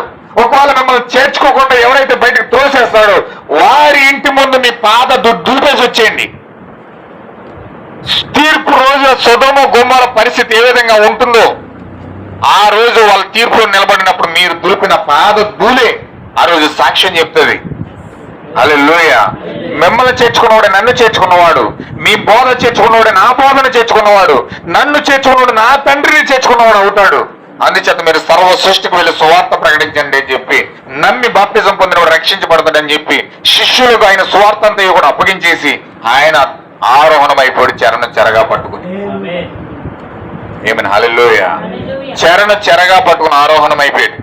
ఇప్పుడు ఆరోహణం అయిపోయిన తర్వాత ఆయన వెళ్ళిపోయిన తర్వాత ఇంచుమించు ఆయన ఆరోహణమైన దగ్గర నుంచి ఇప్పటి వరకు ఎన్ని వేల సంవత్సరాలు అయింది? 2000 సంవత్సరాలు అయింది. 2000 సంవత్సరాల నుంచి అన్యజనుల కాలం ప్రారంభమైంది. అన్యజనుల కాలం నడుస్తూ ఉంది. ఈ అన్యజనుల కాలానికి దేవుడు ఒక విధానం చూపించడానికి ప్రకటన గ్రంథంలో 7 సంఘకాలాలు ఇస్తా ఉన్నాడు. 7 సంఘకాలాలు ఆ యొక్క 1900 ఆ యొక్క మొదటి శతాబ్దం మొదలుకొని 56వ సంవత్సరం నుంచి మొదలుకొని ప్రారంభమైన సంవత్సరం నుంచి ఇప్పటి వరకు కూడా దేవుడు ఆ కాలాన్ని నడిపిస్తా ఉన్నాడు. హల్లెలూయా. ఈ కాలంలో సంఘకాలం నడుస్తున్నాయి. ఎఫెసీ కాలము కొంతకాలం నడిచింది, స్వర్ణ సంఘకాలము కొంతకాలం నడిచింది, అలాగే పెర్గమ, థుయతైరియా, సార్డిస్, ఫిలడెల్ఫియా, లవోదికియా, ఇలా 7 సంఘ కాలాలు వాటి వాటి కాలాల గుండా నడుస్తూ ఉంది. దేవుడు నాకు మహిమ కలుగును గాక. ఏమైనా వింటున్నారా? సంఘకాలాలు నడుస్తూ ఉన్నాయి. ఇప్పుడు 7 సంఘకాలాలు అక్కడ రాయబడి ఉన్నాయి. ఎఫెసీ సంఘకాలం 56వ సంవత్సరం నుంచి ప్రారంభమైంది. అది కొంతకాలం నడిచింది. తర్వాత స్వర్ణ, పెర్గమ, థుయతైరియా, సార్డిస్, ఫిలడెల్ఫియా, లవోదికియా, ఇలా 7 సంఘకాలాలు కూడా ఈ 2000 సంవత్సరాలు నడుస్తూ ఉన్నాయి. ఈ 2000 సంవత్సరాలు 7 సంఘకాలం నడుస్తూ ఉన్నాయి. 7 సంఘకాలాల నుంచి నడిపించేది ఎవరంటే, మనం ప్రకటన గ్రంథం 1వ అధ్యాయం చదివితే 7 సంఘకాలాల్లో నడిచేది ఎవరంటే, 7 సంఘకాలాలు అనగా 7 దీపస్తంభాలు ఉన్నాయి. 7 దీపస్తంభాలు అంటే 7 సంఘాలు. 7 దీపస్తంభాల మధ్యలో నడుస్తుంది ఎవరంటే, ప్రభు అయిన యేసుక్రీస్తే ఒక మనుష్య కుమారుడిగా దీపస్తంభాల మధ్యలో నడుస్తూ సంచరిస్తూ ఉన్నాడు. వింటున్నారండి? ఏమైనా హల్లెలూయా. చూడండి ఒకసారి ప్రకటన 1:10 నుంచి చదవండి. అక్కడ కొన్ని విషయాలు ఉన్నాయి, చాలా జాగ్రత్తగా మీరు గమనించాలి. ఆత్మవశుడినై ఉండగా బూరధ్వని వంటి గొప్ప స్వరము పుస్తకంలో రాసి, ఎఫెసు, స్వర్ణ, సార్డిస్, ఫిలదెల్ఫియా, లవోదికియా అని 7 సంఘపు దూతలకు 7 సంఘములకు పంపమని చెప్పుట నా వెనుక వింటిని. ఇది వినగా నాతో మాట్లాడుచున్న స్వరం ఏమిటో అని చూడ తిరిగి తిరగగా 7 స్వరం, అక్కడ ఒక స్వరం వినబడింది. 7 సంఘకాలాల మధ్యలో జరుగుతున్న పరిస్థితులు వివరించడానికి ఒక స్వరం వినబడుతుంది ఆయనకి, యోహాను గారికి. ఆ స్వరం ఏమిటని వెనక్కి తిరిగాడు. ఎవరు నాతో మాట్లాడుతున్నారు? ఎఫెసు అని చెప్పింది ఎవరు? స్వర్ణ అని చెప్పింది ఎవరు? పెర్గమ అని చెప్పింది ఎవరు? థుయతైరియా అని చెప్పింది ఎవరు? పెర్గమ అని చెప్పింది ఎవరు? లవోదికియా అని చెప్పింది ఎవరు అని ఆయన ఏం చేశాడు? వెనక్కి తిరిగాడు స్వరం ఏంటో అని. ఆ వెనక్కి తిరిగినప్పుడు ఏం జరిగిందంటే, తిరుగుగా 7 సువర్ణ దీపస్తంభాల మధ్యలో మనుష్య కుమారుని పోలిన ఒకరిని చూచి తిని, ఆయన వస్త్రము ధరించుకుని రొమ్మునకు బంగారు దట్టు కట్టుకుని, ఆయన తలయు తల వెంట్రుకలను, ఆయన నేత్రములు అగ్నిజ్వాలల వలె ఉండెను. ఆయన పాదములు కొలిమిలో పుటము వేయబడిన మెరియుచున్న అపరంజితో సమానమైన. ఎంత చక్కగా వివరిస్తున్నాడు చూడండి. మనుష్య కుమారుడు ఎలా ఉన్నాడంటే ఒక స్త్రీని పోలి ఉన్నట్లుగా ఇక్కడ మనకు కనబడుతుంది. ఏమండి, ఒక్క పురుషుడు పాదాల వరకు వెంట్రుకలు పెంచుకుంటాడండి. పాదాల వరకు వెంట్రుకలు పెంచుకుంటాడా? కానీ ఇక్కడ పెంచుకున్నాడు. తన తలయు తల వెంట్రుకలు తెల్లని ఉన్నిని పోలినవై హిమమంత ధవలముగా ఉన్నాయి. ఆయన నేత్రాలు అగ్ని జ్వాలలోనే ఉన్నాయి. ఆయన బంగారు దట్టి ఎక్కడ కట్టుకున్నాడంటే రొమ్ము కట్టుకున్నాడట. పురుషుడు ఎక్కడ కట్టుకుంటాడంటే నడుని కట్టుకుంటాడు. స్త్రీలు ఎక్కడ కట్టుకుంటారంటే పైన జాకెట్ మీద నుంచి కట్టుకుంటా ఉంటారు. అంటే ఇతను బంగారు దట్టి ఎక్కడ కట్టుకున్నాడంటే నడుని కట్టుకోలేదు. హల్లెలూయా. ఆ యొక్క తల వెంట్రుకలన్నీ పాదాల మెట్టుకు ఉన్నాయి. అంటే ఇక్కడ దేవుడే ఒక సంఘముగా మారి, స్త్రీ అనగా సంఘమై ఉన్నది. ఇప్పుడు దేవుడే సంఘం యొక్క రూపంలో ఆయన ఉన్నాడు. దేవుడే ఒక అవతారం మార్చుకున్నాడు. ఏంటి అవతారం అంటే ఆయనే సంఘముగా మారాడు. హల్లెలూయా. మన 18వ అధ్యాయం చదువుతాం. అది గదుగు ఒక నింగిలో నుంచి తార కిందకు వస్తుంది. ఎవరవుడి చదువుతామా? ఒకసారి ఎదురుకెళ్ళండి. 21వ అధ్యాయం.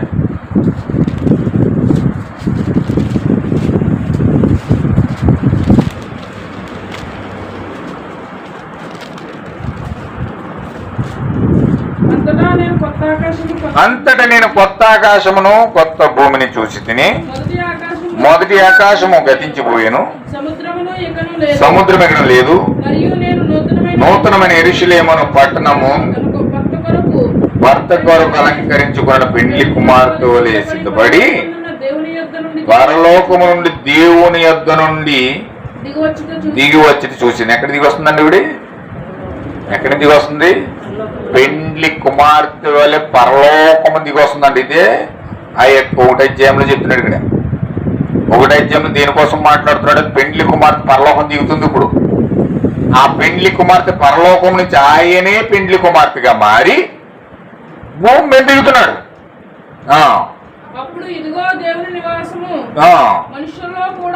ఎక్కడ ఉందండి? దేవుడి నివాసం పరలోకంలో లేదు. ఇప్పుడు ఎక్కడికి వచ్చేసింది?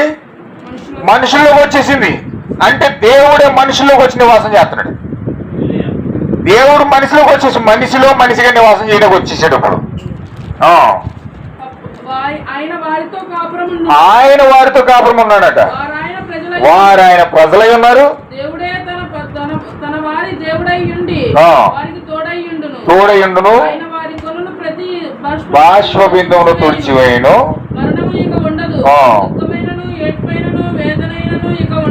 ఆమేన్. హల్లెలూయా, హల్లెలూయా. అంటే ఇక్కడ జరగబోతున్న అంశాలను దేవుడు క్షుణ్ణంగా చూపించడానికి ప్రకటన గ్రంథం 1వ అధ్యాయం 18వ వచనంలో 16-17 వచనాల్లో ఇక్కడ దానికోసం మాట్లాడుతూ ఉన్నాడు. ఇప్పుడు ఆయన తెల్లని ఉళ్ళిని పోలిన వాడి ఉండి అగ్ని జ్వాలల వంటి కన్నులతో ఆయన భూమి మీద దిగొస్తా ఉన్నాడు. ఆయన 7 నక్షత్రాలు పట్టుకుని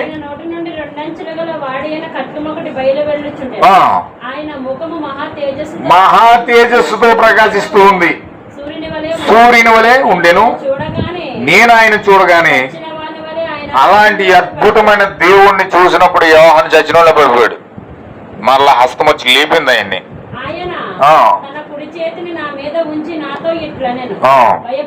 భయపడకము,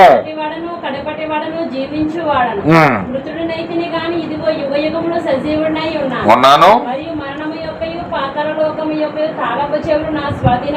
ఉన్నవి చూచిన వాటిని ఉన్న వాటిని వీటి వెంట కలగబోవు వాటిని అనగా నా కుడి చేతిలో నీవు చూచిన 7 నక్షత్రములు గురించిన మర్మములను, ఆ 7 సువర్ణ దీప స్తంభములను, స్తంభముల సంగతియు రాయము. ఇప్పుడు రాస్తున్నాడు యోహాను. ఏంటి? కుడి చేతిలో ఉన్న 7 నక్షత్రాల మర్మం కోసం, ఆ దీపస్తంభముల మర్మం కోసం, 7 నక్షత్రాల మర్మం కోసం దేవుడు ఏం చేస్తున్నాడంటే యోహాను చేత రాయిస్తున్నాడు. ఏంటి 7 నక్షత్రాల మర్మము, ఏంటి ఆ దీపస్తంభముల యొక్క మర్మము అని వివరించడానికి ఇక్కడ యోహాను చేత దేవుడు రాయిస్తున్నాడు. దేవుడు రాయిస్తూ ఏం చెప్తున్నాడంటే అక్కడ 7 నువ్వు చూసిన 7 నక్షత్రాలు ఎవరంటే ఆ మర్మం కోసం వివరిస్తూ ఉన్నాడు ఆయన. 20వ వచనం చదవండి.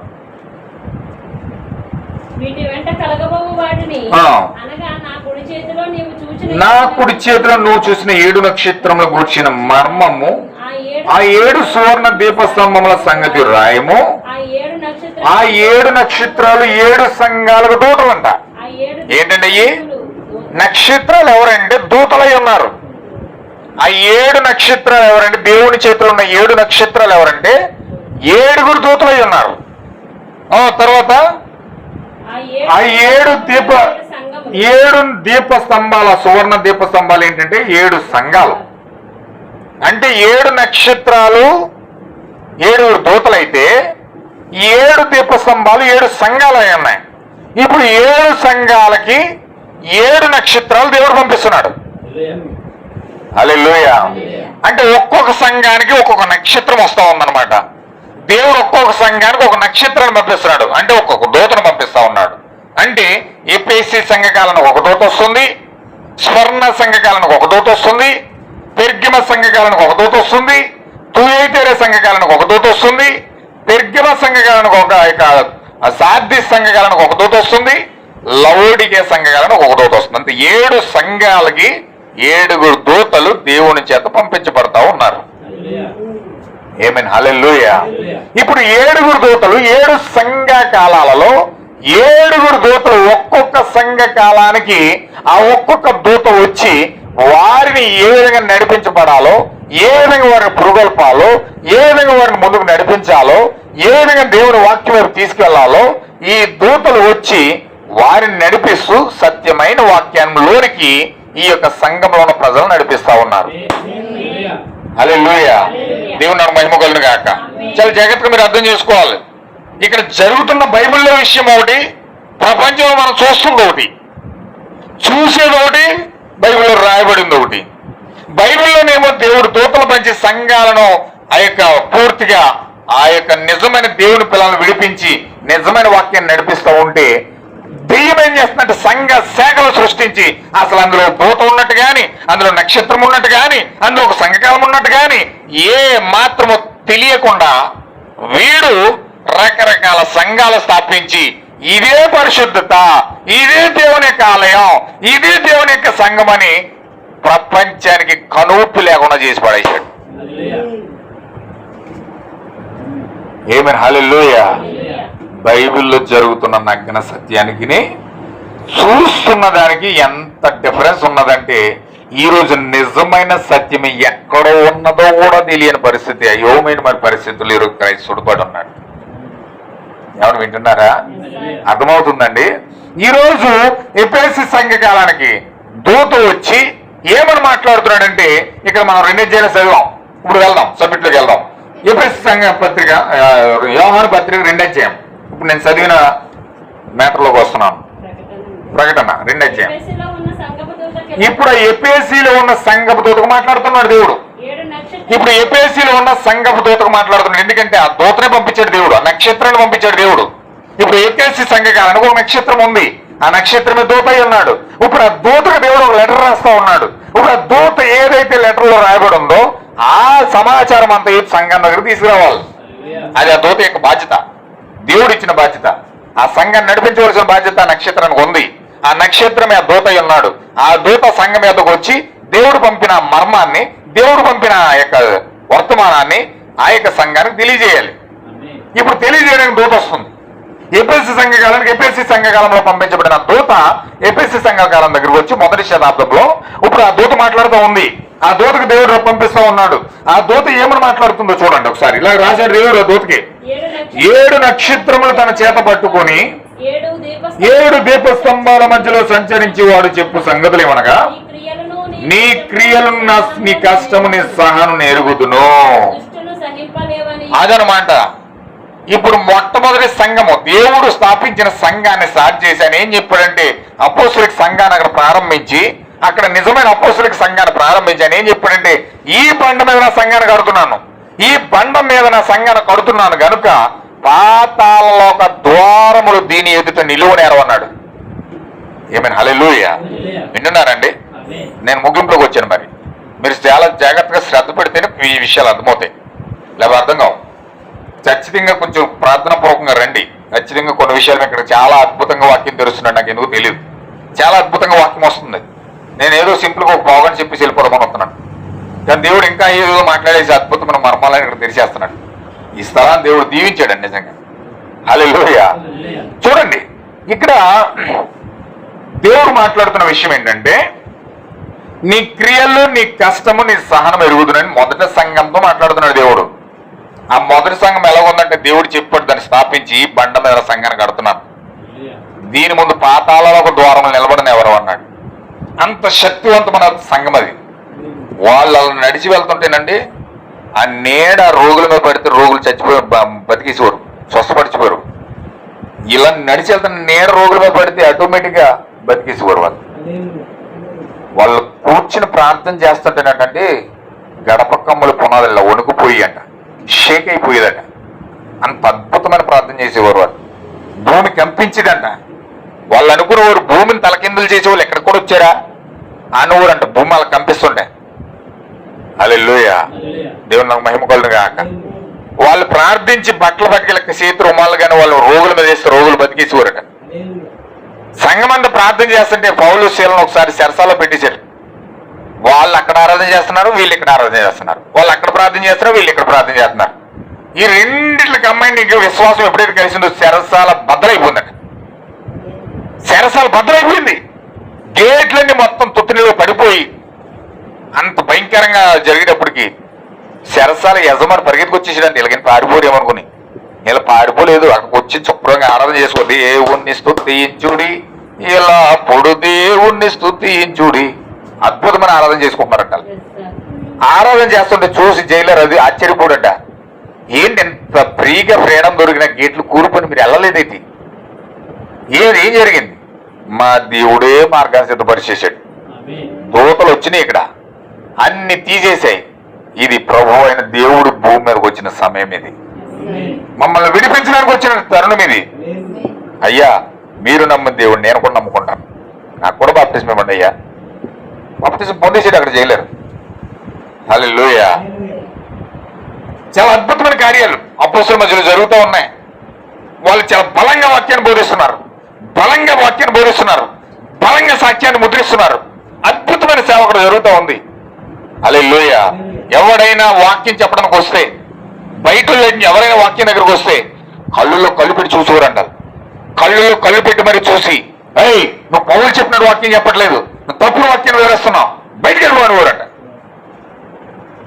హల్లెలూయా. అదే మాట్లాడుతుంటే ఇక్కడ నీ సహనాన్ని, నీ కష్టాన్ని నేను ఎరుగుదును, నువ్వు దుష్టులను సహింపలేవనియు అపోస్తులు కాకయే మేము అపోస్తులమని ఎవడన్నా చెప్పాడంటే చెప్పి తీసి కూడా చూడాలి. దేవుడు నాకు మహిమ కలుగుగా. ఇప్పుడు నిజం చెప్పుకోండేమో చంపేసి అబద్ధం చెప్పుకోండి అందరిని తీసుకొచ్చి ఇంట్లోకి వచ్చి పూజించేస్తున్నారు. ఎన్ని చెప్పినా బురకెక్కట్లేదు. ఒరే బాబు ఇది సత్యం, ఇది వాక్యం, ఇది దేవుడు ఇలా నడిపిస్తున్నాడు, ఇది సత్యమే, దేవుడు ఇలా రాయించాడు బైబిల్ అంటే పట్టించుకునే నాదులు లేడు ఈరోజు.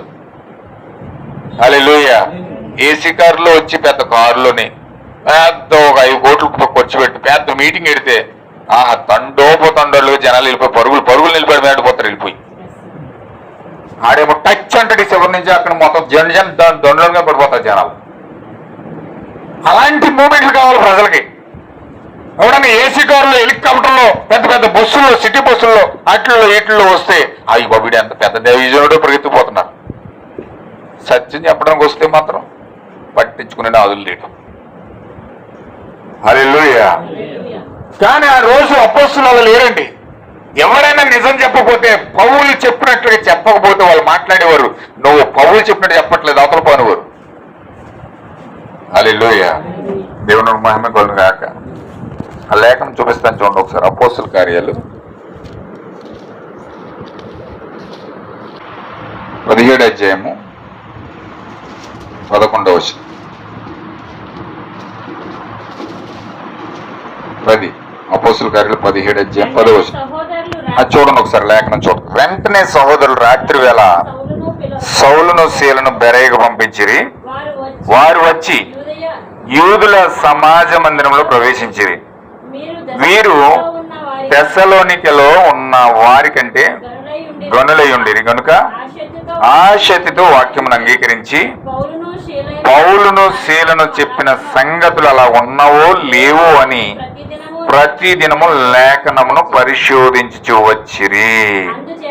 హల్లెలూయా. ఏం చేశారండి వాళ్ళు? ఏం చేశారు? వాళ్ళు పరిశోధించేవారంట. పౌలు చెప్పిన ఎవరు వచ్చి వాక్యం చెప్పినా అసలు అలా ఉన్నదో లేదో అని ప్రతి దినము కూడా లేఖనాన్ని పరిశోధిస్తూ వచ్చేవారట.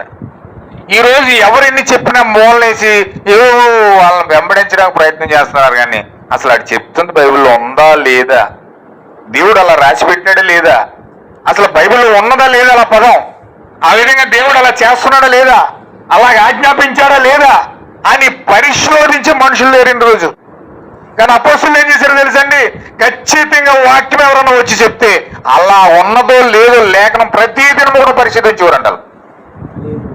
అది మొదటి సంఘంలో వాళ్ళు సహనముతో వాక్యాన్ని విని వాళ్ళు పరిశీలించి పరిశోధించి దేవుడు నిజముగా అలా చెప్పాడో లేదని పరిశీలించి తెలుసుకునేవారంట. అందుకే దేవుడు వాళ్ళతో మాట్లాడుతున్నాడు ఏమనంటే, మీరు నిజముగా అపోస్తులు కాకయే మేము అపోస్తులమని ఎవడన్నా చెప్పితే కొట్టుకోరు. బయటికి తరిమేసి వాళ్ళు తన్ని. ఓయ్ నువ్వు దేవుడు చెప్పినట్టు చెప్పట్లే, వాక్యం రాయబడినట్టుగా చెప్పట్లే, ఏదైతే దేవుడు రాశాడో దాన్ని చేయమని చెప్పట్లే. మీరేదో సొంత తెలివితో జ్ఞానంతో బోధించడానికి ప్రయత్నం చేస్తా ఉన్నారు. కనుక మీరు బయటకు వెళ్ళిపోయిన సంఘం మమ్మల్ని కన్ఫ్యూజ్ చేయొద్దు, మమ్మల్ని గంభీర గలిబిలి చేయొద్దని చెప్పి వాళ్ళు బయటకి కింద పారేసేవారు. హల్లెలూయా. అందుకే దేవుడు అంటున్నాడు, మీరు అపోస్తులు కాకే మేము అపోస్తులమని చెప్పువారిని సహింపలేవారని, చెప్పుకొని వారిని పరీక్షించి వారిని అబద్ధికులను నువ్వు కనుగొంటివి కానీ నీవు సహనము కలిగి నా నామము నిమిత్తము భారము భరించి అలయలేదని నేను ఎరుగుదును. అంటే వాళ్ళు అలసిపోలేదు. వాక్యం విషయంలో, ఆయన నామం విషయంలో అవమానం పొందిన, కష్టం వచ్చిన, నష్టం వచ్చిన, వ్యాధి వచ్చిన, భయంకరమైన శ్రమలన్నీ వాడిని వెంబడిస్తున్నప్పటికీ ఏమీ లేని నిస్సహాయ స్థితిలోకి వెళ్ళిపోయినా కూడా, తినడానికి ఆహారం లేకపోయినా, కడుపు మారిపోతున్నా కూడా వారు ఆయన నామము నిమిత్తం ఎంత మాత్రము రాజీ పడకుండా ప్రకటించేశారు. వాళ్ళు చావునైనా శాస్త్రం గాని మేము దేవుని యొక్క వాక్యం విషయంలో స్థిరముగాను ఖచ్చితముగాను విశ్వాసములో పటిష్టముగాను మేము నిలబడతామని సాక్ష్యం ఇచ్చి వాళ్ళు నిలబడ్డారు. హల్లెలూయా. వాళ్ళు రాజీ పడలేదు. ప్రార్థన చేయట్లేదు, సహవాసం చేయటందు, దేవుని వాక్యం ప్రకటించటం ఎందు, ఆత్మల సంపాదన ఎందు ఎడతెగకుండా వారు ప్రార్థిస్తూ పట్టుదలతో వాక్యాన్ని బోధిస్తూ దేవుని యొక్క వాక్యం కొరకు నిలబడ్డారు. ఏమైనా హల్లెలూయా. వాళ్ళు ఎంతో సహించుకున్నారు, ఓర్చుకున్నారు. వాళ్ళు ఎందులో కూడా వారు రాజీ పడలేదు. అసలు అంత పర్ఫెక్ట్ గా వాక్య విషయంలో నిలబడ్డారు వాళ్ళు. ఇప్పుడైతే మనం ప్రతి దాంట్లో కూడా రాజీ పడిపోవడమే, ప్రతి దాంట్లో కూడా రాజీ పడిపోవడమే. ఏదైతే ఏముందో దేవుడిని కదా మనం ఆరాధించడం, ఏదైతే ఏముందో ఏదో దేవుడి దండం పెట్టేయడమే కదా. ఏదైతే ఏముందో అనుకుంటున్నారు తప్ప ప్రజలు. ఇందులో ఏ విధంగా ఖచ్చితత్వంగా నిలబడాలో, వాక్యం పట్ల ఏ విధంగా యథార్థంగా నిలబడాలో, పరీక్షించి వాక్యాన్ని వెంబడించాలో, పరీక్షించి వాక్యం పట్ల మనం పట్టించుకోవాలన్నది ఈరోజు మనుషులకు పట్టింపు లేకుండా పోయింది. ఎటు అవకాశం ఉంటే అటు అవకాశం దూకేసి అవకాశవాదులుగా మారిపోయారు. కానీ ఖచ్చితంగా స్థిరమైన మనసు కలిగి స్థిరత్వంతో వాక్యాన్ని వెంబడించే పట్టుదల ఈరోజు విశ్వాసంలో లేదని పడిపోయారు, పతనమైపోయారు. అబద్ధమైన వాక్యాలు విని, సంఘ శాఖల యొక్క దుర్బోధలు విని, ఆ భయంకరమైన కార్యాల ద్వారా సతమతం అవుతూ నిజమైన విశ్వాసాన్ని పోగొట్టేసుకుని ఈరోజు సంఘం భ్రష్టమైన ఆత్మను పొందుకున్నదట. ఏమన్ హల్లెలూయా.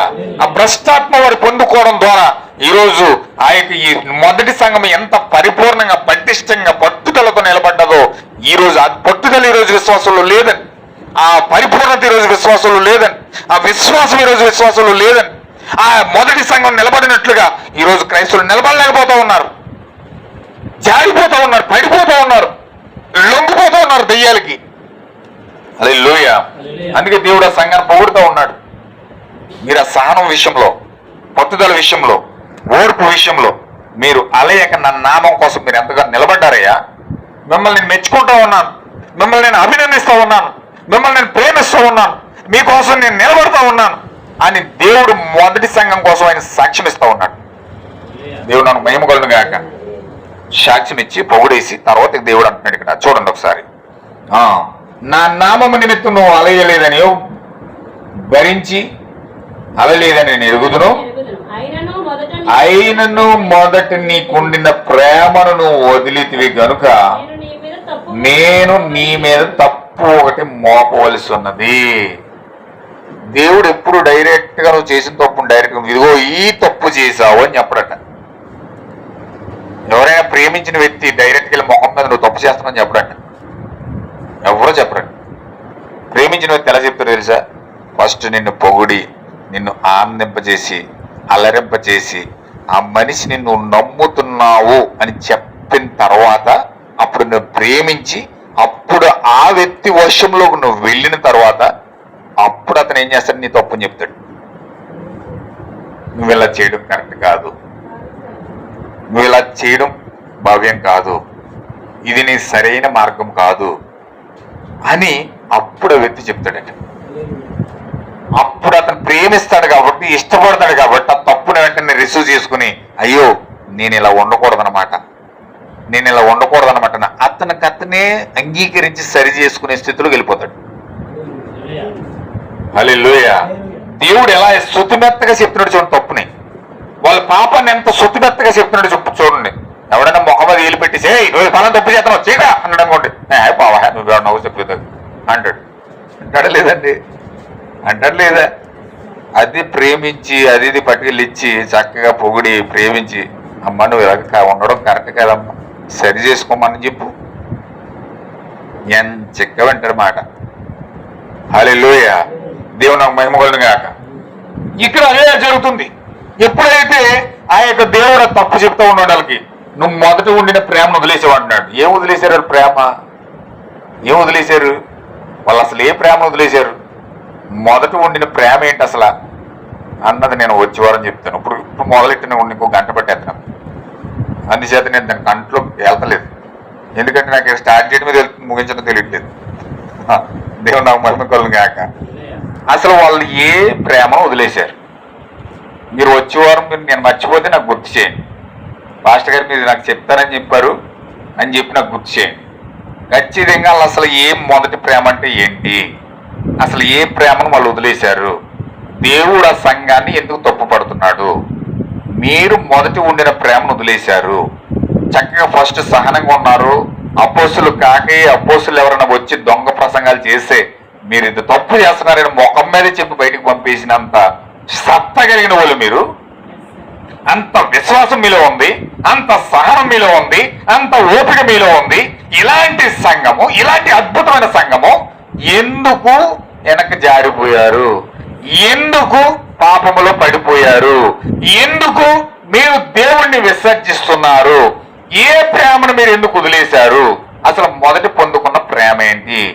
ఎందుకు జారిపోయారు అని దేవుడు వాటిని అడుగుతున్నాడు. ఇంకేం అడుగుతున్నాడండి అక్కడ? తప్పు ఒకటి మోపవలసి ఉన్నది. నీవు ఏ స్థితిలో నుండి పడితువో అది జ్ఞాపకం చేసుకుని మారు మనసు పొంది ఆ మొదటి క్రియను చేయము. అట్లు చేసి నువ్వు మారు మనసు పొందితేనే సరే, లేని ఎడల నేను నీ వద్దకు వచ్చి నీ దీప స్తంభమును దాని చోట నుండి తీసివేతును. అయితే ఈ ఒకటి నీలో ఉన్నది. ఇంకో తప్పు చెప్తున్నాడు. ఫస్ట్ తప్పు చెప్పిందేండు, నువ్వు మొదటి ప్రేమను వదిలేసావు అన్నాడు. ఇంకో రెండో తప్పు పెడుతున్నాడు. ఆ రెండో తప్పు ఏంటంటే, నికోలితుల క్రియను ద్వేషిస్తున్నావు, నేను కూడా ద్వేషిస్తున్నా. నాకు కూడా నికోలితుల క్రియలు అంటే ఇష్టం లేదు, నేను కూడా వాటిని ద్వేషిస్తున్నా. ఆత్మ చెప్పుచున్న మాట చెవి గలవాడు వినుగాక. ఇంకేం చెప్పాడంటే, జయించువానికి దేవుని పరదేశంలో ఉన్న జీవవృక్ష ఫలను భుజించనిత్తునన్నాడు. అంటే ఎఫెసీ సంఘ కాలంలో దేవుడు చేసిన అద్భుతమైన వాగ్దానం ఏంటంటే, మొట్టమొదటి సంఘ కాలానికి దేవుడు ఇచ్చిన వాగ్దానం ఏమిటంటే, దేవుడు పరదేశంలో ఉన్న జీవవృక్ష ఫలాన్ని ఇస్తానని వాగ్దానం చేశాడు. ఇప్పుడు ఆ యొక్క జీవవృక్ష ఫలాన్ని మనం తినాలంటే మొదటి ప్రేమ ఏదైతే దేవుడు ప్రేమించిన ప్రేమను పట్టుకున్నామో మొదటి ప్రేమ దగ్గరికి వెళ్ళాలి. నికోలితుల క్రియలను ద్వేషించాలి. హల్లెలూయా. నికోలితుల క్రియలు అంటే ఏంటి? వాళ్ళు ఏ ప్రేమ వదిలేశారు, జీవవృక్షాన్ని మనం ఎలా పొందుకోవాలి అన్నది నేను రేపు వారం చెప్తాను. దేవుడు నాకు మహిమ కలుగును గాక. వింటున్నారు కదండి? ఇప్పుడు ఖచ్చితంగా మనము గుర్తుపెట్టుకోండి, ఆ మొదటి ప్రేమ ఏంటి, ఆ ప్రేమను ఏ విధంగా వాళ్ళు వదిలేశారు, నికోలితుల క్రియలు అంటే ఏంటి, అసలు క్రియల వల్ల మనకు వచ్చే నష్టం ఏంటి, పరదేశంలోని జీవవృక్ష ఫలాన్ని మనం ఎలా తినగలుగుతున్నాం, ఏ విధంగా దేవుడు మనకి ఇచ్చాడు, సంఘం ఎదుగు అది ఎలా వచ్చింది అనే విషయాలు ఖచ్చితంగా మనం తెలుసుకోవాలి. దాని ద్వారా మనము మొదటి ప్రేమను పొందుకున్నప్పుడు, ఖచ్చితంగా నికోలితుల క్రియలను ద్వేషించినప్పుడు దేవుడు పరదేశంలోని జీవవృక్ష ఫలాన్ని తీసుకొని జీవిస్తున్నాడు. హల్లెలూయా. పరదేశీ అనగా మనకు తెలుసు, అది ఏదైనా తోట. ఏదైనా తోటలో జీవవృక్ష ఫలాన్ని ఆదాము అవ్వ తిన్నప్పుడు వాళ్ళు దిగంబరులైపోయి దేవుని చేత శిక్షించబడి బయటికి తన్ని వేయబడి ఆ జీవవృక్ష ఫలానికి దేవుడు కట్కజ్వాలను అడ్డుపెట్టి దాని దగ్గరికి వెళ్లకుండా మూసేశాడు. కానీ ఈ కాలంలో ఎఫెసీ సంఘకాలం దేవుడిచ్చే వాగ్దానం ఏంటి? ఆది కాలంలో కట్కజ్వాలతో మూసేశాడు దాన్ని. కానీ చివరిలో ఎఫెసీ సంఘకాలంలో దేవుడు చేసిన వాగ్దానం ఏంటంటే, అక్కడ ఏదైతే కట్కజ్వాలల చేత మూసివేయబడిందో ఆ జీవవృక్ష ఫలము మన జీవితంలోకి వచ్చి తిన్నప్పుడు, ఎప్పుడైతే జీవవృక్ష ఫలాన్ని తింటామో, ఆదాముతో దేవుడు చెప్పాడు ఏమనంటే, ఈ జీవవృక్ష ఫలాన్ని తిని వాళ్ళు చిరకాలం బతికేస్తారేమో, అందుకే వీళ్ళని అక్కడ ఉంచకుండా బయటకి ఏంటి అన్నాడు. వాళ్ళ బయటకు వచ్చేసారు. ఆ జీవవృక్ష ఫలాన్ని తింటే మరణం లేదు, ఆ జీవవృక్ష ఫలాన్ని తింటే వ్యాధులు లేవు, ఆ జీవవృక్ష ఫలాన్ని తింటే సమస్యలు లేవు, ఆ జీవవృక్ష ఫలాన్ని తింటే యుగ యుగాలు దేవుడితో జీవించే ఆ ఎటర్నిటీ నిత్య జీవం మన జీవులకు వస్తుంది. హల్లెలూయా. ఇప్పుడు అలాంటి ఎటర్నిటీ నిత్య జీవం మనకి ఇవ్వడానికి ఆ జీవవృక్ష ఫలాన్ని మనకు భుజిస్తున్నాడు.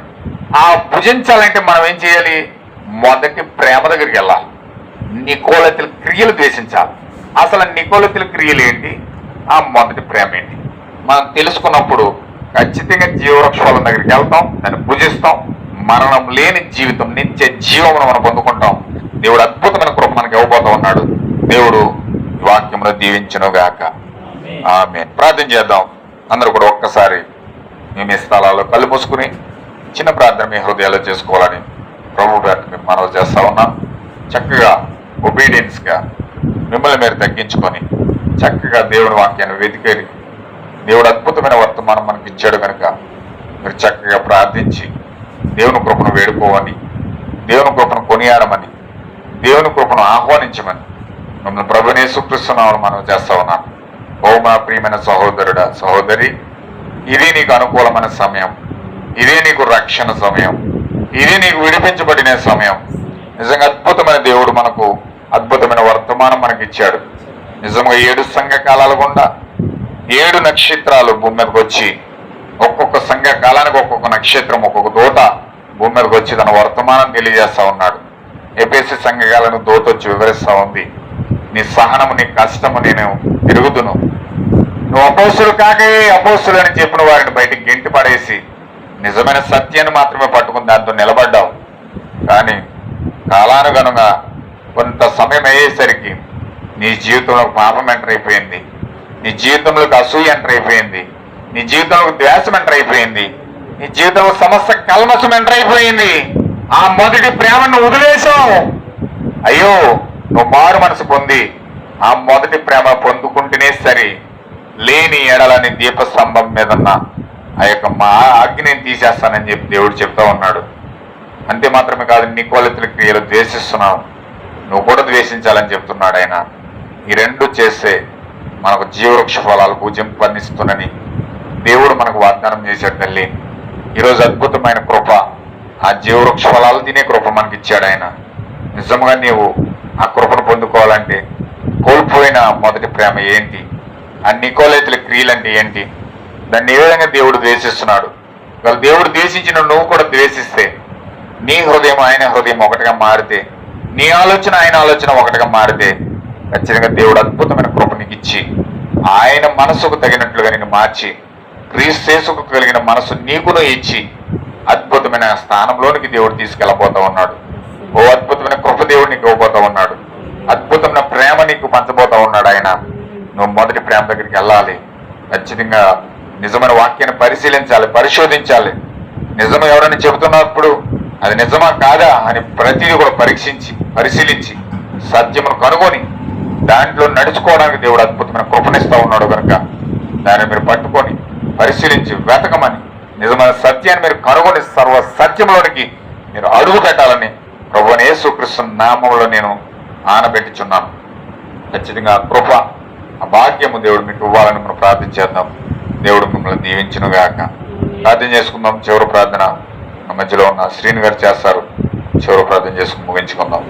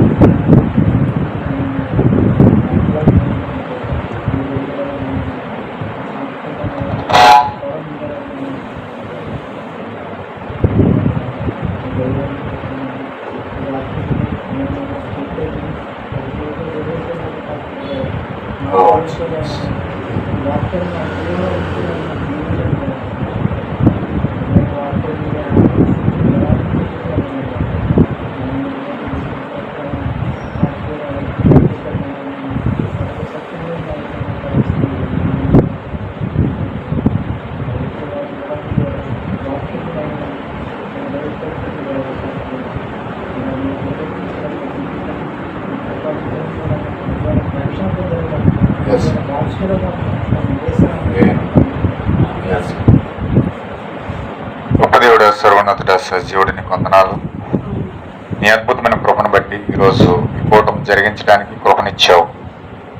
అద్భుతమైన రీతిలో నీవు నీ వాక్యంను మాట్లాడి నీ స్వరమును వినిపించి మమ్మల్ని బలపరిచినందుకు వందనాలు ప్రభువా. నిజముగా తండ్రి, మా జీవితాల్లో నీ కృపను పొందుకోవడానికి ఏ విధమైన మొదటి ప్రేమను మేము వదిలేసామో ఆ మొదటి ప్రేమ దగ్గరికి వెళ్ళమంటున్నావు. మారు మనసు పొందమంటున్నావు ప్రభువా. ఒకవేళ మారు మనసు పొంది మేము ఆయన వైపు తిరిగితే జయించిన వారికి జీవవృక్ష ఫలాన్ని ఇస్తానన్నావు. నికోలెత్తుల క్రియలు ద్వేషించమని చెప్పావు. ఈరోజు ఆ నికోలెత్తుల క్రియలు అంటే ఏంటో పరిపూర్ణం తెలుసుకోవడానికి సహాయం చేయండి. ఆ మొదటి ప్రేమ ఎందుకు వదిలేసామో, ఏమిటో ఆ ప్రేమ అంటే ఏంటో తెలుసుకోవడానికి సహాయం చేయండి. బిడ్డల 7 నక్షత్రాల వెనుక మర్మము, ఆ 7 దూతల వెనుకలో ఉన్న మర్మము, ఆ 7 దీప స్తంభాల మధ్యలో ఉన్న మర్మము, దేవ ప్రతి మర్మమును తెలుసుకొని విశ్వాసము పొందుకొని నీ నామములు ఇంకా ఎక్కువగా బలపడడానికి సహాయం చేయండి. యేసుక్రీస్తు నామములో నువ్వు ఏర్పాటు చేసిన మార్గమును చూసి సర్వ సత్యములను బిడ్డలు వెళ్ళడానికి సహాయం చేయండి. మీరే బలపరచమని ప్రార్థిస్తున్నాం దేవా. కృంగిన వారిని లేవనెత్తే దేవుడవు, బలహీనులను బలపరిచే దేవుడవు. నీవే నీ వాక్యం యొక్క ప్రత్యక్షత ద్వారా బిడ్డలు లేచుదురుగాక. గప్పగిస్తావు, నాకు సహాయం చేయండి. కృపతో నింపండి ప్రభువ. ఆశ్చర్యకరమైన వెలుగులోనికి నడిపించండి ప్రభువ. నీ అద్భుతమైన ప్రేమలోనికి నడిపించండి ప్రభువ. నిజంగా మా జీవితాల్లో అనేకమైన విషయాలు తెలుసుకుని ఇంకా దుఃఖమైన కృపలోనికి మేము వెళ్ళుదుము గాక. బలపరిచిన విధానం బట్టి నీకు స్తోత్రాలు తండ్రి. కొన్ని బిడ్డలు ఎంతో శ్రద్ధతో నీ వాక్యాన్ని విన్నారు. దేవ వేణు గారు తన భార్య, దేవ శ్రీని గారు తన అమ్మగారు, ప్రభు గారు రూతమ్మ గారు, దేవ నిత్యం ఇక్కడ ఉన్న ఎస్సేరు గారు, దేవన భార్య బిడలు ప్రభువ, చక్కగా నీ వాక్యాన్ని విని దేవ నిద్ర లేకుండా ఎటువంటి ఆటంకం లేకుండా చక్కగా నీ వాక్యాన్ని బయలుపరిచినందుకు వందనాలు ప్రభువ. నిజంగా నీ వాక్యం యొక్క సత్యాన్ని మనం తెలుసుకొని జీవనం పొందుకోవడానికి, ఆ మనోనేత్రాలు వెలిగించబడడానికి మీరే మాకు సహాయం చేయండి ప్రభువ. నీ ఉన్నతమైన పిలుపు మాకు ఇచ్చావు దేవా. ఇజ్రాయేల్ దేశాన్ని గుడ్డిగా చేసి ఈరోజు యేసుక్రీస్తు బయలుపరచబడకుండా వారు మనోనేత్రాలు మూసివేసి సిలువ వేయించుకున్నాం. ఈరోజు ఆ సిలువ ద్వారా అన్యజనులకు వెలుగు వచ్చింది, ఆ సిలువ ద్వారా అన్యజనులకు రక్షణ వచ్చింది, ఆ సిలువ ద్వారా అన్యజనులకు విమోచన వచ్చింది ప్రభువా. నిజముగా దాన్ని పొందుకోవడానికి ఎట్టి పరిస్థితుల్లో నిర్లక్ష్యం చూపించకుండా మా జీవితాల్లో దాన్ని తాకి ఆ నిజమైన పరిశుద్ధాత్మను పొందుకోవడానికి, ఆ నిజమైన ప్రేమను పొందుకోవడానికి, ఆ మొదటి ప్రేమ యుద్ధకు మేము వెళ్ళడానికి ప్రభువా నీ పరిశుద్ధాత్మ కూడిన బిడ్డలందరికీ సహాయం చేయను గాక.